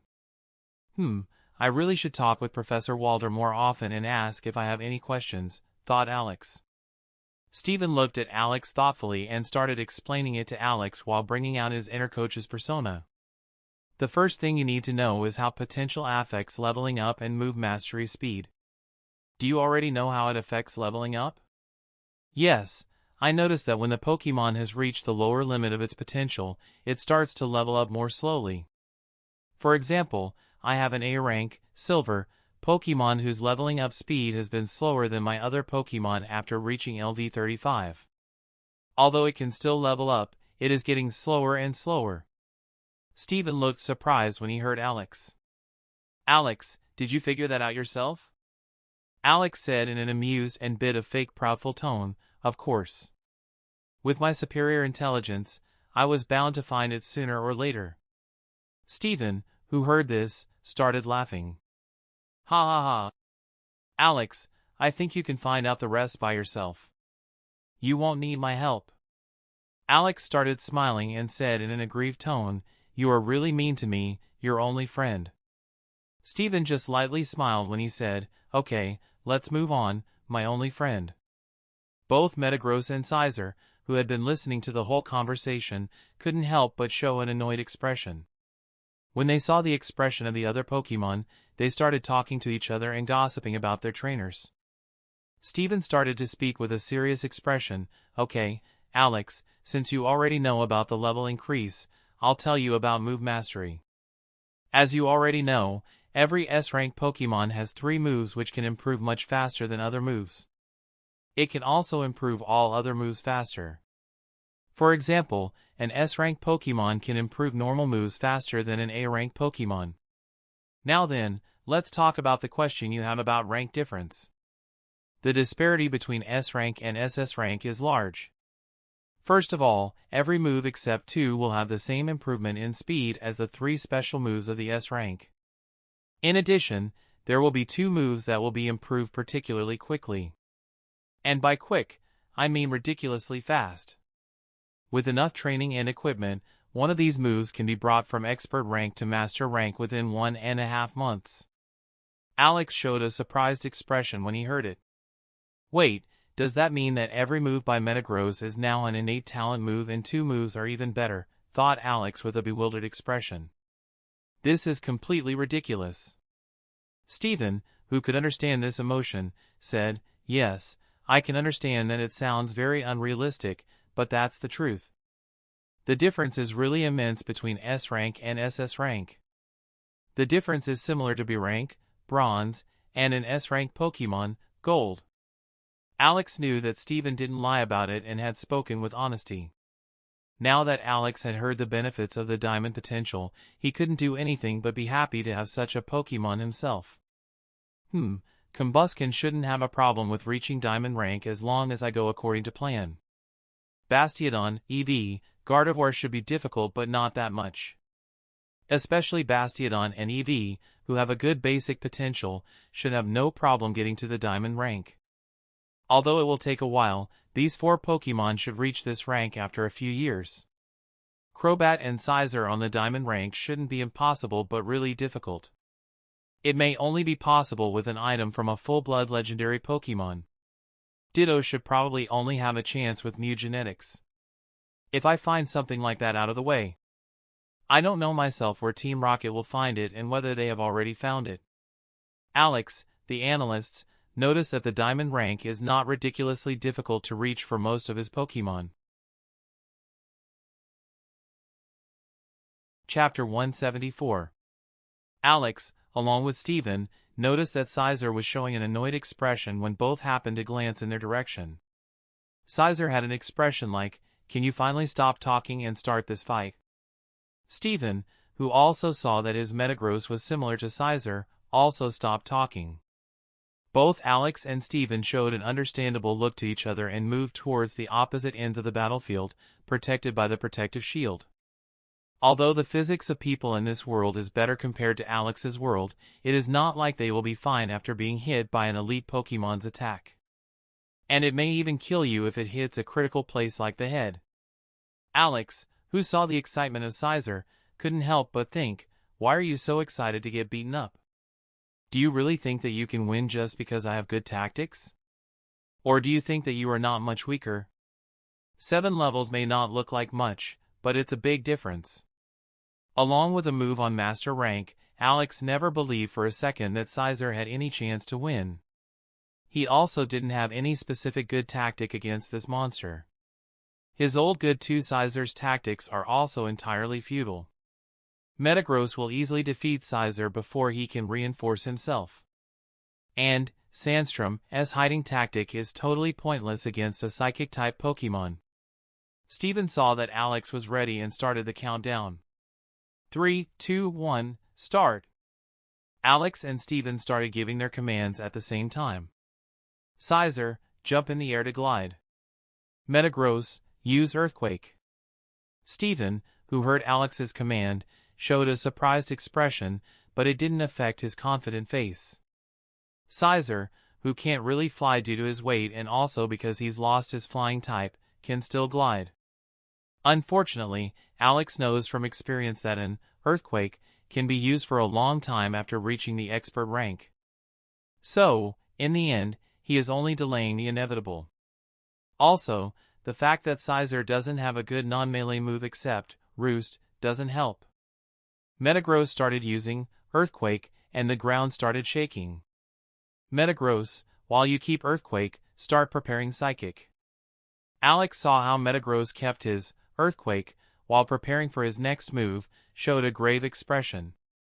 Master rank moves are really special. When Stephen saw the Metagross almost finished preparing, Psychic, he smiled and said, Metagross, use Psychic to knock Scizor off the ground. Scizor, use Protect and then glide towards Metagross and start preparing Brick Break. Metagross used Psychic and hit against Scizor's Protect shield. Scizor's shield lasted only for a second before it began to break. After the shield broke, the rest of the power of Metagross's Psychic hit Scizor. Scizor was struck and knocked to the ground after being hit by Metagross's Psychic. Scizor fell to the ground and was only 5 meters from Metagross's Earthquake. He had passed out immediately after the hit, and you could find blood coming out of his mouth. Alex knew that Earthquake would do more damage the more near the user is. But he didn't think that Scizor would be defeated by one hit. But after a few seconds of thinking, he thought that it actually made a lot of sense. The damage received from a Master Rank Earthquake of an elite Pokemon that has the advantage very high level, along with the maximum damage retained in the attack, should not be undervalued. Alex quickly went to Scizor and started healing him with a Hyper Potion. After he healed Scizor, he called him back to the Pokeball and started thinking about what to do next. After a few seconds of thinking, Alex said to Steven, Steven, I don't have a Pokemon that is anywhere near as strong as your Metagross, so I'll give up this fight. But we can still continue the training fight. I would recommend that you let another Pokemon fight which is less strong than Metagross. Steven, hearing that he won, had a lively expression when he said, Good fight, Alex. Even though you lost, I'm not really that strong. Although my Metagross is really strong, I only have 2 elite Pokemon. And my second elite Pokemon is not that strong like my Metagross. You really only have 2 elite Pokemon? But it doesn't matter much. With this monster like Metagross, I don't think you can lose. Let's go on. Steven and Alex released their next Pokemon. Crobat and Skarmory appeared on the battlefield at the same time and began to move into position. Pokemon, Skarmory. LV, 43. Type, Flying/Steel. Ability, Keen Eye. Gender, Male. Potential, Shallow Diamond. Moves: Leer, Peck, Sand Attack, Metal Claw, Air Cutter, Fury Attack, Feint, Swift, Spikes, Agility, Steel Wing, Slash, Metal Sound. Perfect Talent, Taunt, E, Perfect Talent, Sky Attack, E. TM, Toxic, TM, Roost, TM, Flash Cannon, TM, Substitute, TM, Facade, TM, Swords Dance, TM, Fly, TM, X-Scissor, TM, Sandstorm. Alex, who saw this information, couldn't help but ease up a little. It was only 3 levels higher and had no Master Rank move. It doesn't seem to have trained his 2 perfect talent moves long, so he's not completely ridiculously strong for now. This will be a relatively easy fight. If Steven didn't have this Metagross, I would have probably won a 3v/S3. 3 minutes later, Steven, who was completely outplayed by Alex, looked at his unconscious Pokemon. Although Steven lost, he lost because of the simple tactic of this world, which annoyed him a bit. Alex's tactic in this fight was simply to use the Crobat's Shadow Ball and stay out of range of Skarmory's close combat. Steven saw this quickly and gave Skarmory the order to use Agility 2 times to become as fast as Crobat. But during this time, Skarmory had already taken a lot of damage thanks to his mediocre HP and SP def. After that, Alex let Crobat continue to use Shadow Ball and made it a fight of knocking down the opponent unconscious first. Unsurprisingly, Crobat won the fight. Alex took advantage of Steven's confusion and Skarmory's weakness perfectly and won this fight easily. Chapter 175. Steven started healing his Skarmory immediately after it got unconscious. He was slightly frustrated that Skarmory lost even though it had more level and type advantage. He felt like he still had a lot to learn. Steven was sure that without his Metagross, he would have easily lost to Alex. After calling Skarmory back to his Pokeball to rest, he started talking to Alex. Wow, Alex. You are really a very skilled trainer. You beat me so easily even though I have a stronger Pokemon. It's really impressive. Alex said with a smile, thanks, Steven. But this fight was harder than it looked and actually quite close. If your Skarmory had a good long-range move, the result might have been different. Steven understood that Alex was advising how to cover his shortcomings. Thanks for the suggestion, Alex. I also noticed that this is really a big weak point of Skarmory. Yes. Though it doesn't matter that whether you are specialized in close combat attacks or not. But in such cases, you have to have a plan if your opponent takes advantage of that. Do you know my Sizer's Sandstrom tactics that I used in the Kanto Rookie Tournament? Oh, yes. I saw that on the TV. It is a really creative and interesting tactic. Alex said with a relaxed smile, yes, though this tactic cannot be used often. But if it can be used, it can weaken Sizer's opponent almost completely and hide Sizer very well. He doesn't have to be afraid of being hit and can make himself strong and fast to easily win the fight. And most likely, he will win without any damage, too. True. But Alex, you can't use that against many Pokemon. That was just an example, and every Pokemon usually requires its own specific tactics. If you are skilled enough, you can even create several tactics for your Pokemon and use them depending on the situation. Sounds good, but it's harder to do it than saying. Yes, it's really challenging to find an optimal tactic with few counters or hiding weak spots. I may even say, almost impossible. But that doesn't mean you shouldn't try. Alex, although it sounds tempting, that's not really my style. These multiple tactics suit you better. Alex smiled when he said, I'll take that as a compliment then. Steven recalled that he still has a Pokemon that he wanted to test. He looked at Alex and said, Alex, I still have a Pokemon, but it's not really strong. It is the Pokemon I used when we fought each other for the first time. After a short pause, he asked in a funny tone, can you remember which one it is? Alex shook his head with a smile still plastered on his face and said, Mr. Steven Stone, do you really think I don't remember? Don't underestimate my power of memorizing. It was your Aaron that you used the last time and lost to me. And if my guess is right, it must have evolved to Lyron, right? Steven, who heard Alex say that he lost to him, just nodded his head with a weak smile. They both know that they are just having fun and that this fight was just a practice fight between two very young Pokemon. Steven said, do you mind having this fight again? Alex said, sure, sounds interesting. Bastiodon and Lyron appeared on the battlefield simultaneously. Pokemon, Lyron. LV, 32. Type, Rock/Steel. Ability, Rock Head. Gender, Male. Potential, Deep Gold. Moves: Harden, Tackle, Mud Slap, Headbutt, Metal Claw, Rock Tomb, Roar, Iron Head, Rock Slide, Takedown, Metal Sound, Iron Tail. Innate Talent, Rock Polish, E. Innate Talent, Sandstorm, E. Innate Talent, Protect. TM, Toxic, TM, Earthquake, TM, Facade, TM, Rest, TM, Sleep Talk, TM, Substitute, TM, Shadow Claw, TM, Stone Edge, TM, Aerial Ace. Alex saw this info and was a bit disappointed with the level of Lyron. But the next moment, he realized something as he thought. Wait, it's actually pretty good considering that Steven has less training time than me and has not trained in the wilderness. Steven saw that the Bastiodon's level was higher than his Lyron, and he knew that Lyron probably couldn't win this fight. Experienced trainers can roughly estimate the level of other Pokemon with an error range of 0 to 2 LVs.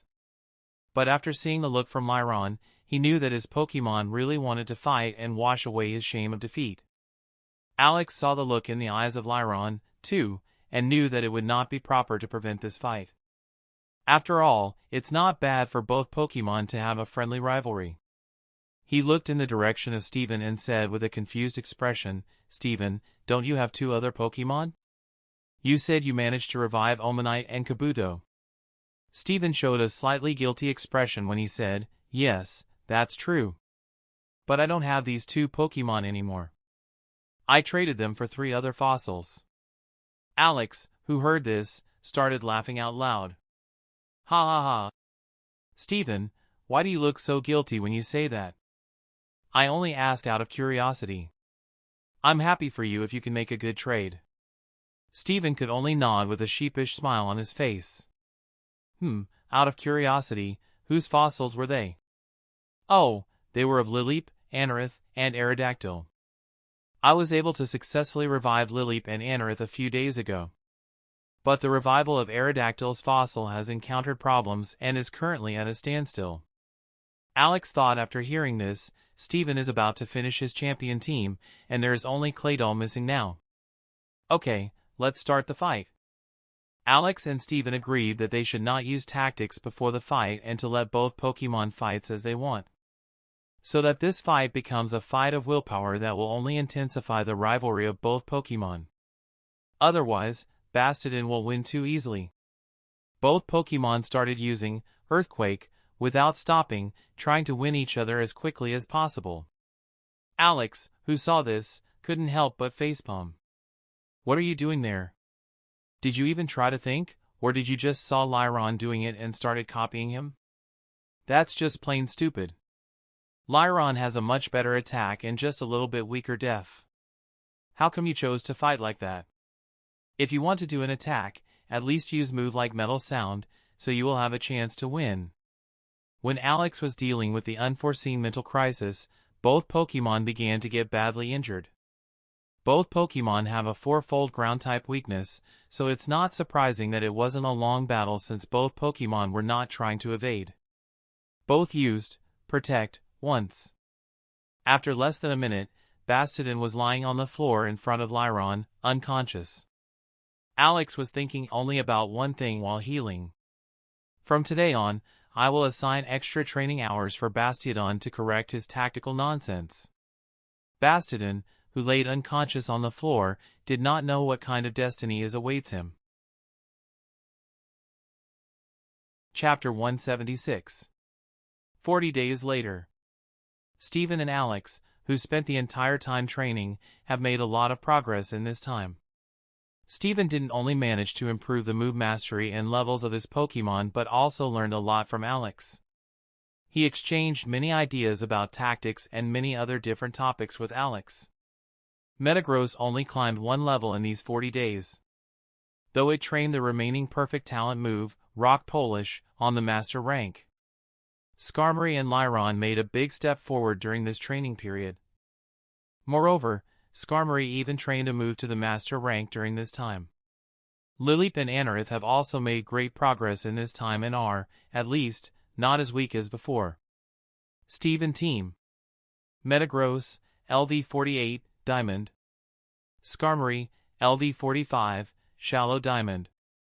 Lyron, LV38, Deep Gold. Lileep, LV31, Deep Gold. Anorith, LV30, Deep Gold.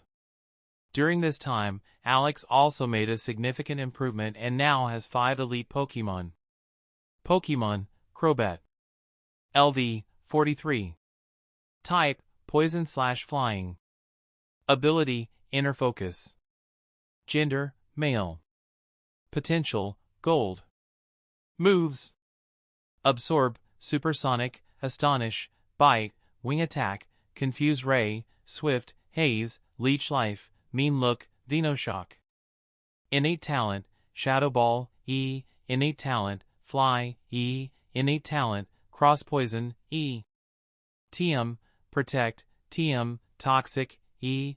TM, Sludge Bomb, TM, Facade, TM, Taunt, TM, Roost, TM, Substitute. Pokemon, Sizer. LV, 43. Type, Bug/Steel. Ability, Technician. Gender, Male. Potential, Gold. Moves. Leer, Quick Attack, Focus Energy, Double Team, Feint, Fury Cutter, Wing Attack, Agility, Slash, Razor Wind, Iron Defense, X Scissor. Innate Talent, Roost, E. Innate Talent, Metal Claw, E. Innate Talent, Brick Break, E. TM, protect, TM, toxic, TM, thief, TM, facade, TM, giga impact, TM, U-turn, TM, sandstorm, TM, substitute, TM, swords dance, E. Pokemon, Gardevoir. LV, 43. Type, psychic/fairy. Ability, telepathy, hidden ability. Gender, female. Potential, deep gold. Moves: growl, confusion, double team, teleport, E, disarming voice, lucky chant, magical leaf, heal pulse, draining kiss, psychic, imprison, future sight. Innate talent, disable, E, innate talent, calm mind, E, innate talent, dazzling gleam, E. TM, protect, TM, shadow ball, TM, will-o-wisp, TM, thunderbolt, TM, thunder wave, TM, helping hand, TM, focus blast. Pokemon, Ditto. LV, 40. Type, normal. Ability, imposter, hidden ability. Gender, genderless. Potential, deep silver. Move, innate talent, transform, E. Pokemon, Bastiodon. LV, 40. Type, rock/steel. Ability, sturdy. Gender, male. Potential, deep gold. Move: protect, tackle, taunt, metal sound, take down, iron defense, swagger, ancient power, block, endure. Innate talent, rock polish, E, innate talent, sleep talk, E, innate talent, flamethrower, E. Dash, TM, taunt, E, TM, rock slide, TM, rest, E, TM, earthquake, TM, flash cannon. Pokemon, Combusken. LV, 35. Type, fire/fighting. Ability, speed boost, hidden ability. Gender, female. Potential, gold. Moves: growl, scratch, ember, sand attack, peck, double kick, flame charge, quick attack, bulk up. Innate talent, attract, E, innate talent, sunny day, E, innate talent, overheat, E. Dash, TM, protect, TM, flamethrower, TM, rock slide, TM, will-o-wisp, E, TM, poison jab. Pokemon, EV. LV, 38. Type, normal. Ability, adaptability. Gender, female. Potential, gold. Move: growl, tackle, tail whip, quick attack, double kick, sand attack, bite, swift, take down, double edge, helping hand, charm, baton pass. Innate talent, rest, E, innate talent, sleep talk, E, innate talent, work up, E. Dash, TM, toxic, TM, shadow ball, TM, facade, TM, protect, TM, attract. After these 40 days, Alex's Pokemon made a lot of improvement, whether it's level, physical fitness, or moves mastery, and have gotten more powerful. After 30 days, Crobat managed to train the move, Toxic, on the expert rank and then started training the Taunt, according to Alex's instructions. He also went up 3 levels and learned the move, Venoshock. After 31 days, Scizor managed to train the Swords Dance to the expert rank and then started training the Agility, according to Alex's instructions. He also went up 3 levels and learned the move, X-Scissor. After 26 days, Gardevoir managed to train the move, Teleport, to the expert rank and then started training the Psychic, as told by her father. So she went up 4 levels and is now at the same level as Scizor and Crobat. She also learned the move, Future Sight. When Gardevoir crossed the elite limit and got to LV 40, she told Alex that she can perceive the surroundings much better than before. And she can even sense the psychic power of Pokemon and other people. Meaning, she can now even assess a person's talent for being a psychic. Alex was instantly intrigued after hearing this and asked how his talent was. Gardevoir gave a proud smile when she said, "I don't know, but you have at least 10 times more talent than Steven." I need to see more people be able to judge it properly, but I think Father has at least a good talent. In these 40 days, Ditto trained, transformed, through many different ways and also did many types of physical fitness training in these transformations. Although there was no noticeable improvement, Alex let Ditto train that way. As soon as transform is on the master rank, all the efforts put into it will be worth it. Unfortunately, Ditto is the Pokemon that has made the least progress with leveling up, as it leveled up only twice. Its potential seems to have started to restrict its growth more and more. During these 40 days, Alex searched for an item for Ditto but couldn't find a good enough item. Bastiodon trained the move, Sleep Talk, on the expert rank after 13 days and then started training the Taunt. After 25 more days, he also trained this move on the expert rank and followed Alex's instructions to begin training the Rest. Bastiodon also managed to climb 5 levels and learn the move, Endure. After 14 days, Combuskin trained the move, Attract, to the expert rank, and then she started practicing the Will-O-Wisp. After another 26, she also reached expert rank in this move. And, following Alex's instructions, she began training the Flamethrower. She also made the leap forward in levels and was currently standing at level 35. She also learned to move, Bulk Up. Eevee absorbed all of the energy from the Moonstone after 25 days and managed to improve her potential. Although Moonstone was completely empty now, the fact that Eevee improved her potential made it worth it. Alex wanted to buy more Moonstone. But unfortunately, they are too expensive, and the quality of High Moonstone was rather unsatisfactory for him. Only the energy from Top Moonstone would help Eevee. And these stones are rare and very expensive, which Alex has not found any so far. Alex still has a Top Moonstone, but he doesn't want to use it until Eevee begins to evolve, so that he can get the maximum out of this evolution.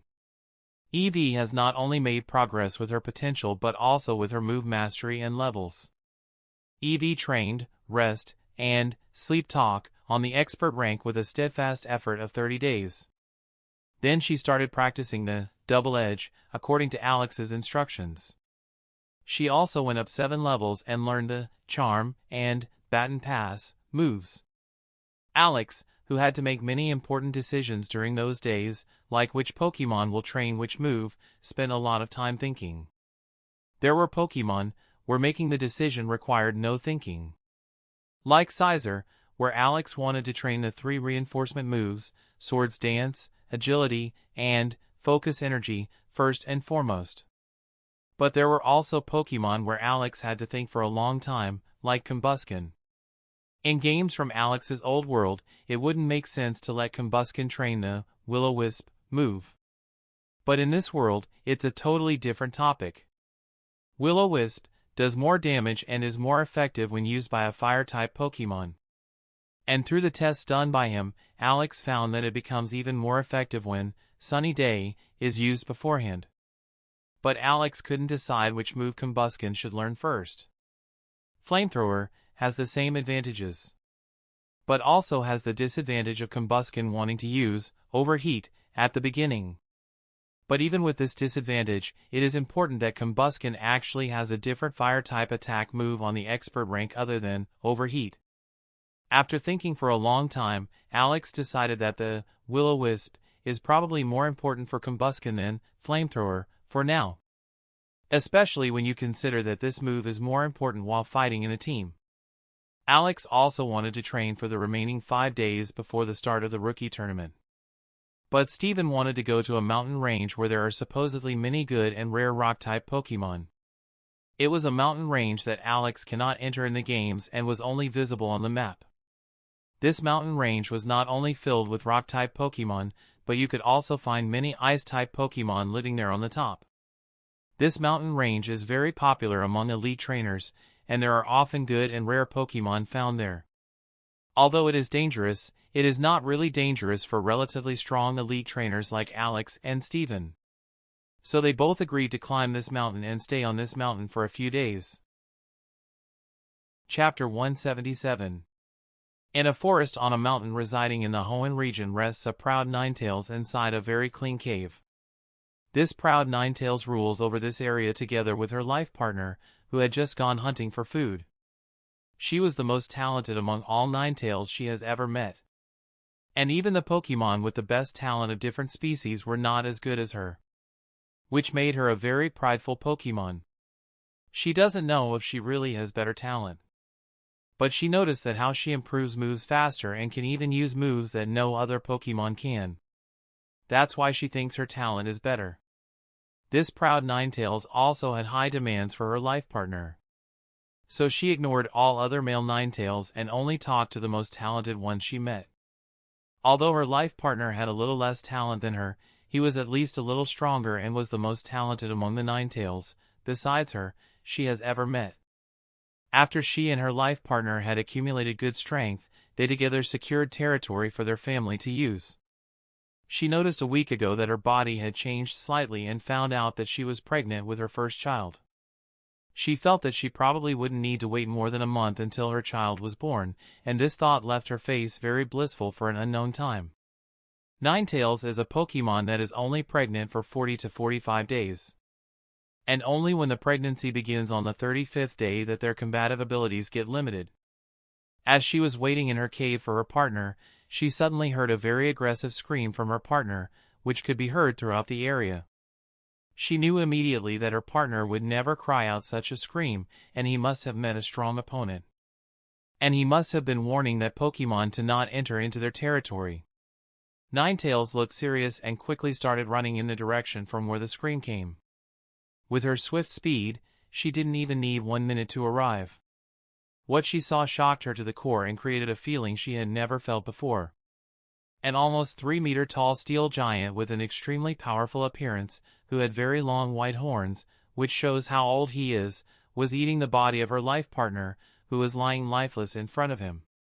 She had never seen such a type of Pokemon in her lifetime. That's why she didn't know the name of its species and called it Steel Giant. She knew that this monster was much stronger than her and that she would die if she fought against this monster. But she was not able to suppress these hateful emotions. The steel giant only looked at her for a moment and then began to eat again with a nonchalant expression. She showed a hateful expression and began to show a fighting stance. When she was just about to attack, she suddenly remembered that she is not only responsible for her life. Child! My child! I have to stay alive for my child and not drag it to death with me. I can take revenge later. For now, I must protect my child. She managed to suppress her anger and started running away. She felt as if her proud ego was wholly broken at that moment, but she knew that it was the right decision. The steel giant saw the hateful expression and knew that it wasn't over. Although he couldn't guess why this Ninetails ran away, he knew that this Ninetails wouldn't give up and kill him when she gets strong enough to do so. Together with the fact that these Ninetails must be very talented to have such strength at such an age, he knew that he should not let this future enemy run away. The steel giant began to chase the Ninetails at a good pace, which was more than 100 meters away from him. Ninetails saw that she was being followed and got really furious. He didn't only kill her life partner but also wanted to kill her child. What a monster! Unfortunately, the steel giant was at a much higher level than Ninetails, which meant that although his species is actually slower than Ninetails, he still had a similar pace. The steel giant was even a bit faster as it caught up 1 meter every 20 seconds. Ninetails, who realized she was a bit slower than him, knew that she had to find another way to escape this giant steel monster. She immediately thought of the cold mountain's top where only ice-type Pokemon can survive, which is adjacent to this area. Together with the cold atmosphere on this mountain, she hoped to come across a strong Pokemon that can make this monster stop chasing her. With this thought, she ran there immediately. Ninetails and the steel giant started running at a higher and higher height and soon reached the place filled with snow. Although the steel giant felt uncomfortable, he did not give up and continued to pursue his prey. Ninetails, who doesn't get along well with such cold areas, also felt very uncomfortable but endured it for survival. When she almost gave up the hope of survival, she suddenly saw a strong Glalie in front of a cave watching two of them. Ninetails showed a look of hope and quickly started running in the direction of this Glalie.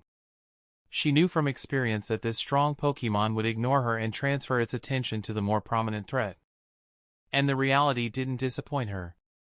Glalie started yelling at the steel giant, whom he knew as Agron, that he shouldn't enter his territory. Agron wasn't afraid of this Glalie, but he knew that this Ninetails would probably escape if he started fighting this Pokemon now. He wasn't quite within range, but he still started to prepare a long-range move to hit Ninetails. Glalie also noticed that he had no chance against this Agron and began to use his secret weapon. He used a move to hit a weak part of the mountain top to detonate it and create a mini avalanche.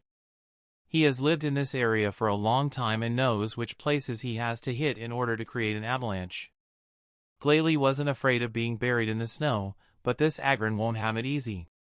He is bound to suffer. Ninetails saw how slowly the avalanche was getting bigger and was soon about to reach and cover everything around them. She knew that she would die if she were hit by it and dashed towards the cave of Glalie.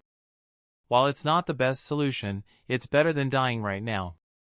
Agron, who saw an avalanche coming closer and closer, showed an astonished and angry expression. He felt that he would be at least gravely injured if he was hit by it and that the situation only happened because of this Ninetails. He wanted to run into the cave where Glalie came from, but he saw that there wasn't enough time and that this Glalie would stop him. He became furious. To vent his anger, he used Hyper Beam that he had prepared beforehand against Ninetails, who was standing near the face of the cave and was just about to enter. Because of the great distance, Ninetails was able to evade and enter the cave as the Hyper Beam only hit the ceiling. Because of the incredible strength of Hyper Beam, the cave began to collapse, and Ninetails had to run deeper into the cave to avoid being buried by rocks, ice, and stalactites. Ninetails, who ran deeper and deeper into the cave, noticed that the cave was not showing any signs of stopping the collapse when she looked back.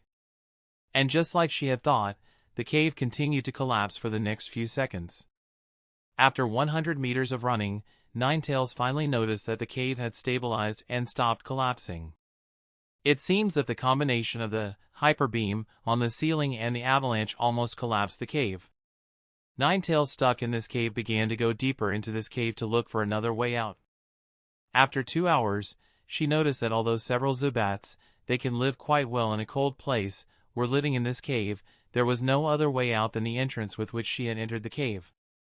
Ninetails, who suddenly felt that her whole body temperature had dropped very low, knew that she could not survive long and had to get out of here. She started using fire-type moves to keep her body warm and to melt solid ice. In addition, she began to remove the stones and the ice to clear the entrance. Unfortunately, she did not make much progress, and the work was more challenging because of the cold. Above all that, she had to spend most of the time keeping her body warm enough. Ninetails' whole day's work removed only the 3 meters of the path and was not even close to the exit. She couldn't sleep for long either, because otherwise, her body would freeze to death, so she slept for 30 minutes several times in order not to get too tired. Even though it wasn't optimal, she was able to relieve her exhaustion well enough.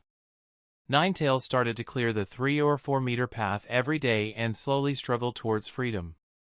She thought about giving up several times but suppressed that thought quickly because of her child and gave her best every day.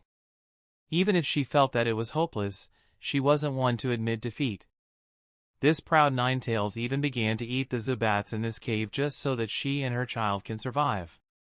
Zubats taste terrible, really terrible, and Ninetails had never eaten something so disgusting in her entire life. She even thought about dying with dignity rather than eating something like that. But the thought of her child made her sturdy ego crumble into pieces as she consumed her food with a bitter face. After 30 days, she managed to be just before the entrance. Although her whole body was in a terrible state and could only move with willpower, she felt that she and her child would survive. When Ninetails wanted to continue working, she suddenly felt a great deal of pain. She was about to give birth to her child. In this weak state, she knew that she will not survive and only showed a sad expression as she thought about how to save her child. After 20 painful minutes, Ninetails finally saw her child for the first time hiding in its egg. Although she was bleeding and her whole body was under cold, she began to gently embrace her egg with her body to keep her child warm with her fur. As she slowly passed out, she had only one thought: will my child survive? Chapter 178. Alex, Stephen, and Stephen's bodyguard went to the cold mountain top on the mountain chain to find valuable stones or Pokemon. Everyone had warm clothes and everyone had at least 2 Pokemon outside to protect them in an emergency. After 2 days with no particular discoveries, Stephen and Alex were in a relatively bad mood. Stephen only found 1 stone that he found interesting and Alex found absolutely nothing that interested him. Alex always looked at the info of Pokemon he encountered, but none of these Pokemon met his high requirements.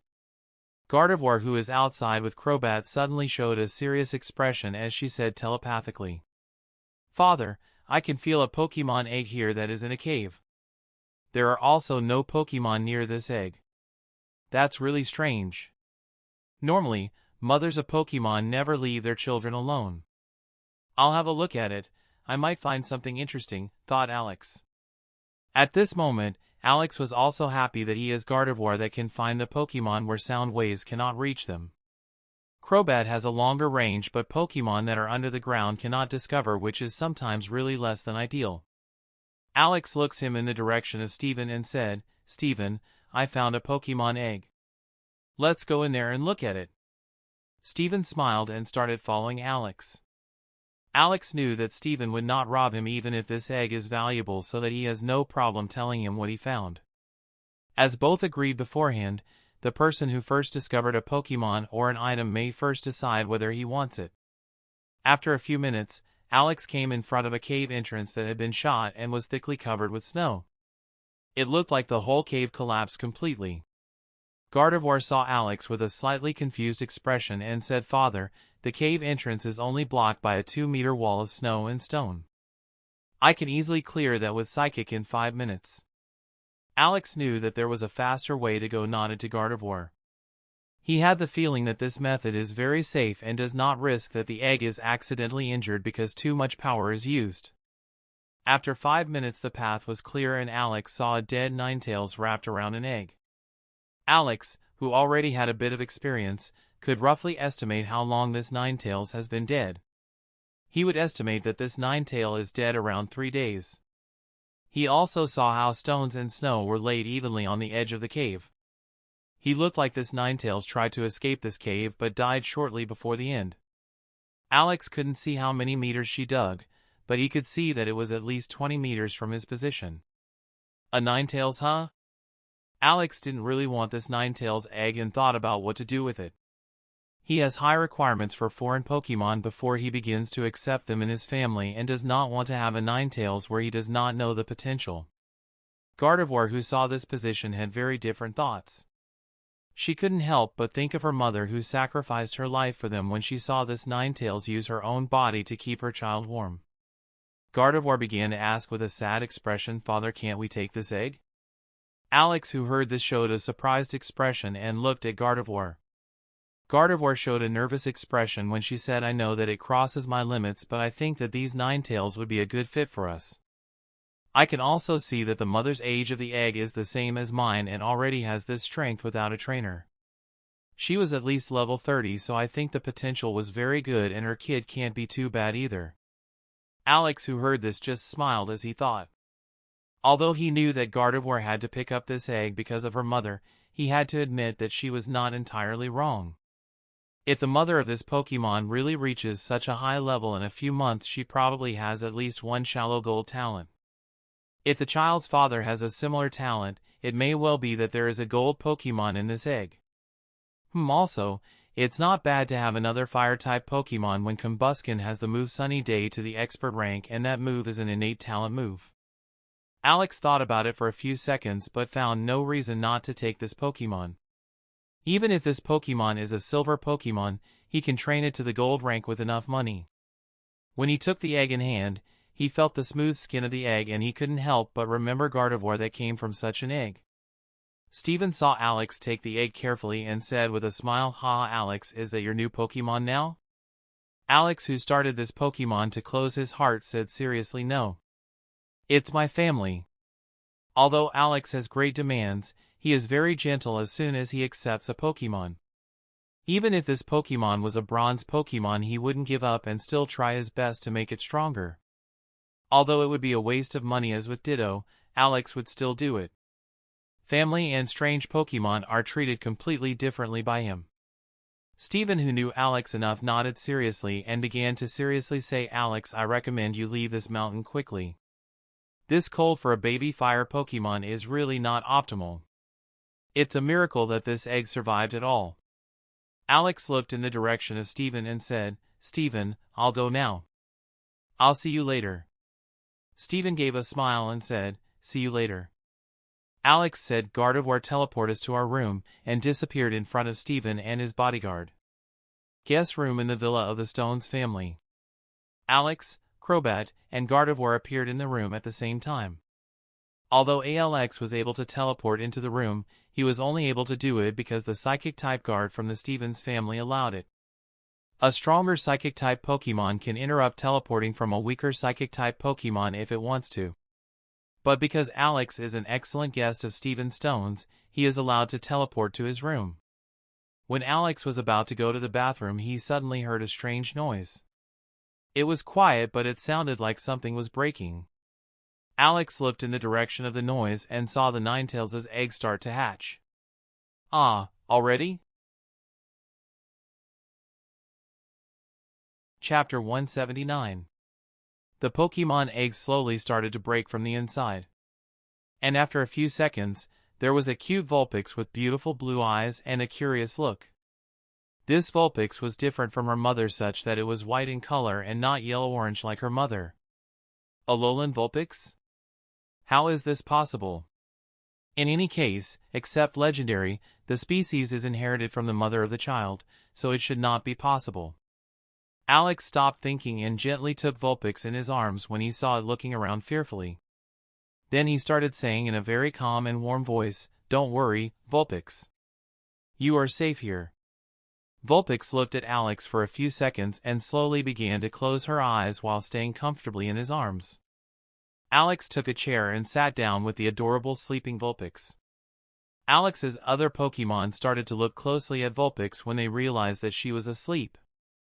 They wanted to take a closer look at their new sister. Crobat was startled as a sudden realization hit him. Wait a minute, I just noticed that we now have more female Pokemon than male Pokemon.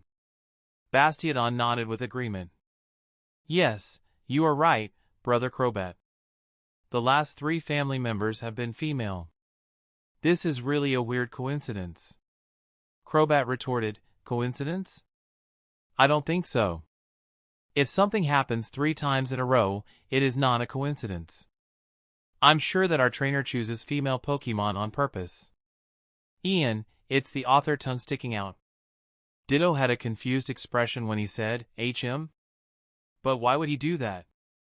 It doesn't make any difference. Crobat said solemnly with a slightly arrogant tone, as a genderless Pokemon, you can't understand that. Sizer, who was listening in all the time, couldn't bear the arrogant front of Crobat anymore as he said, Shut up, you fat bat. Just because Ditto doesn't understand your twisted opinion doesn't mean he can't understand the difference between genders. Gardevoir, who overheard the whole conversation, looked in the direction of Eevee and said in a funny tone, Haha, looks like Big Brother Crobat has something against us getting a new sister. Eevee said with a smirk, Hee hee, honestly, it's a bit funny. We all know that Brother Crobat would like a new sister more anyway and is just playing hard. Gardevoir nodded and said, Yes, you are not wrong. Father, Crobat, and Sizer are very similar in this case.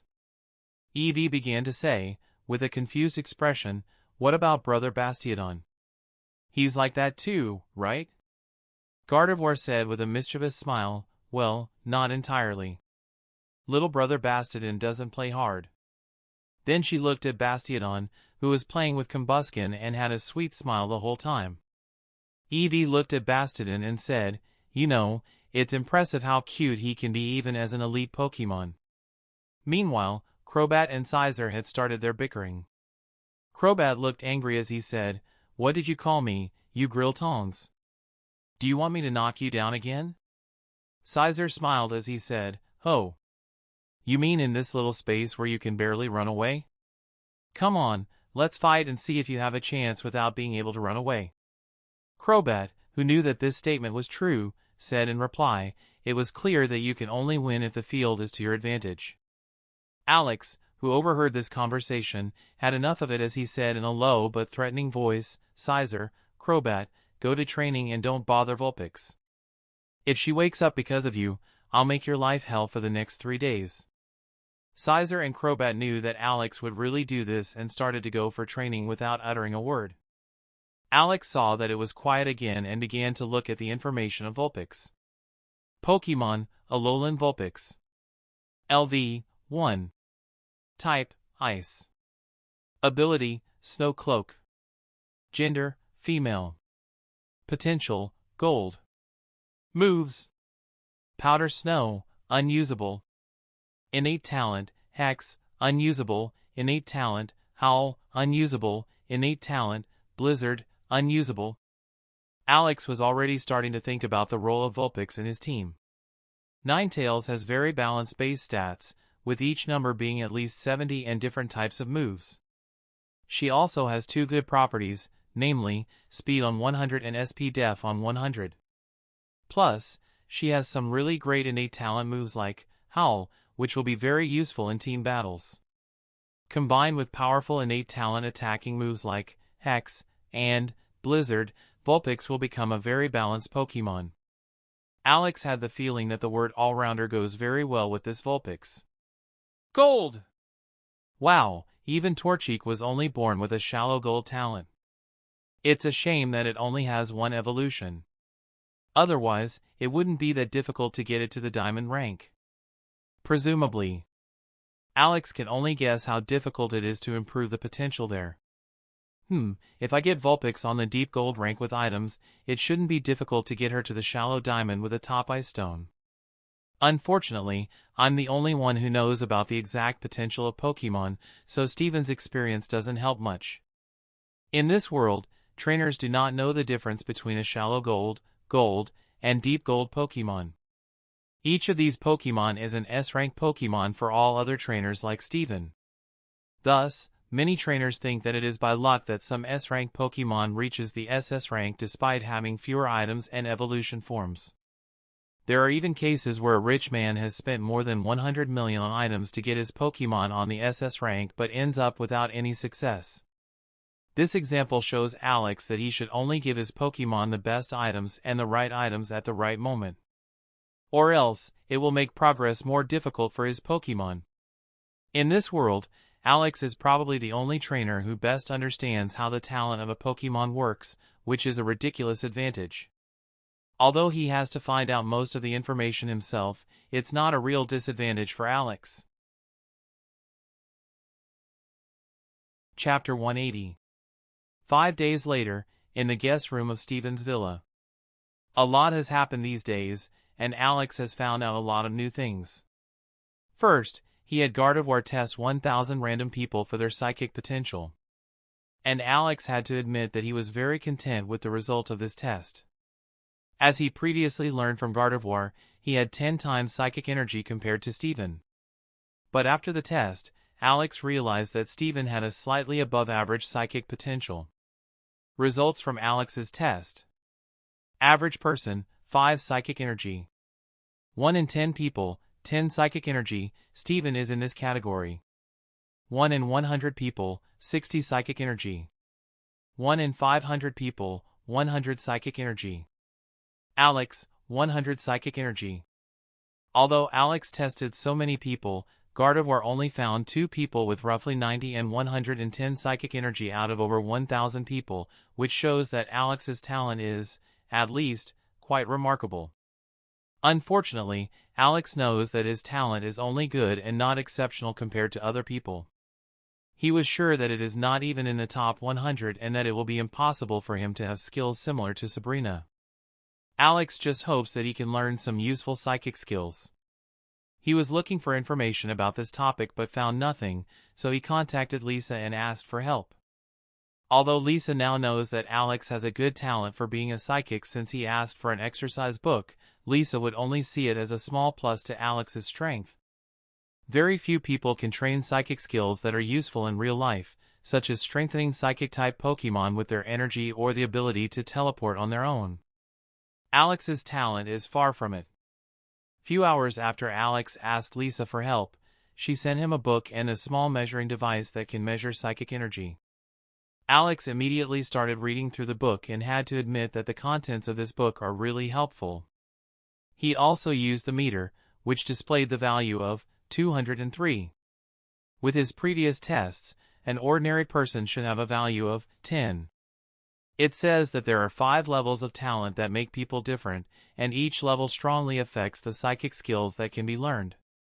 Level 1 requires at least a value of 20 psychic energy, the absolute minimum for using the worst psychic training method.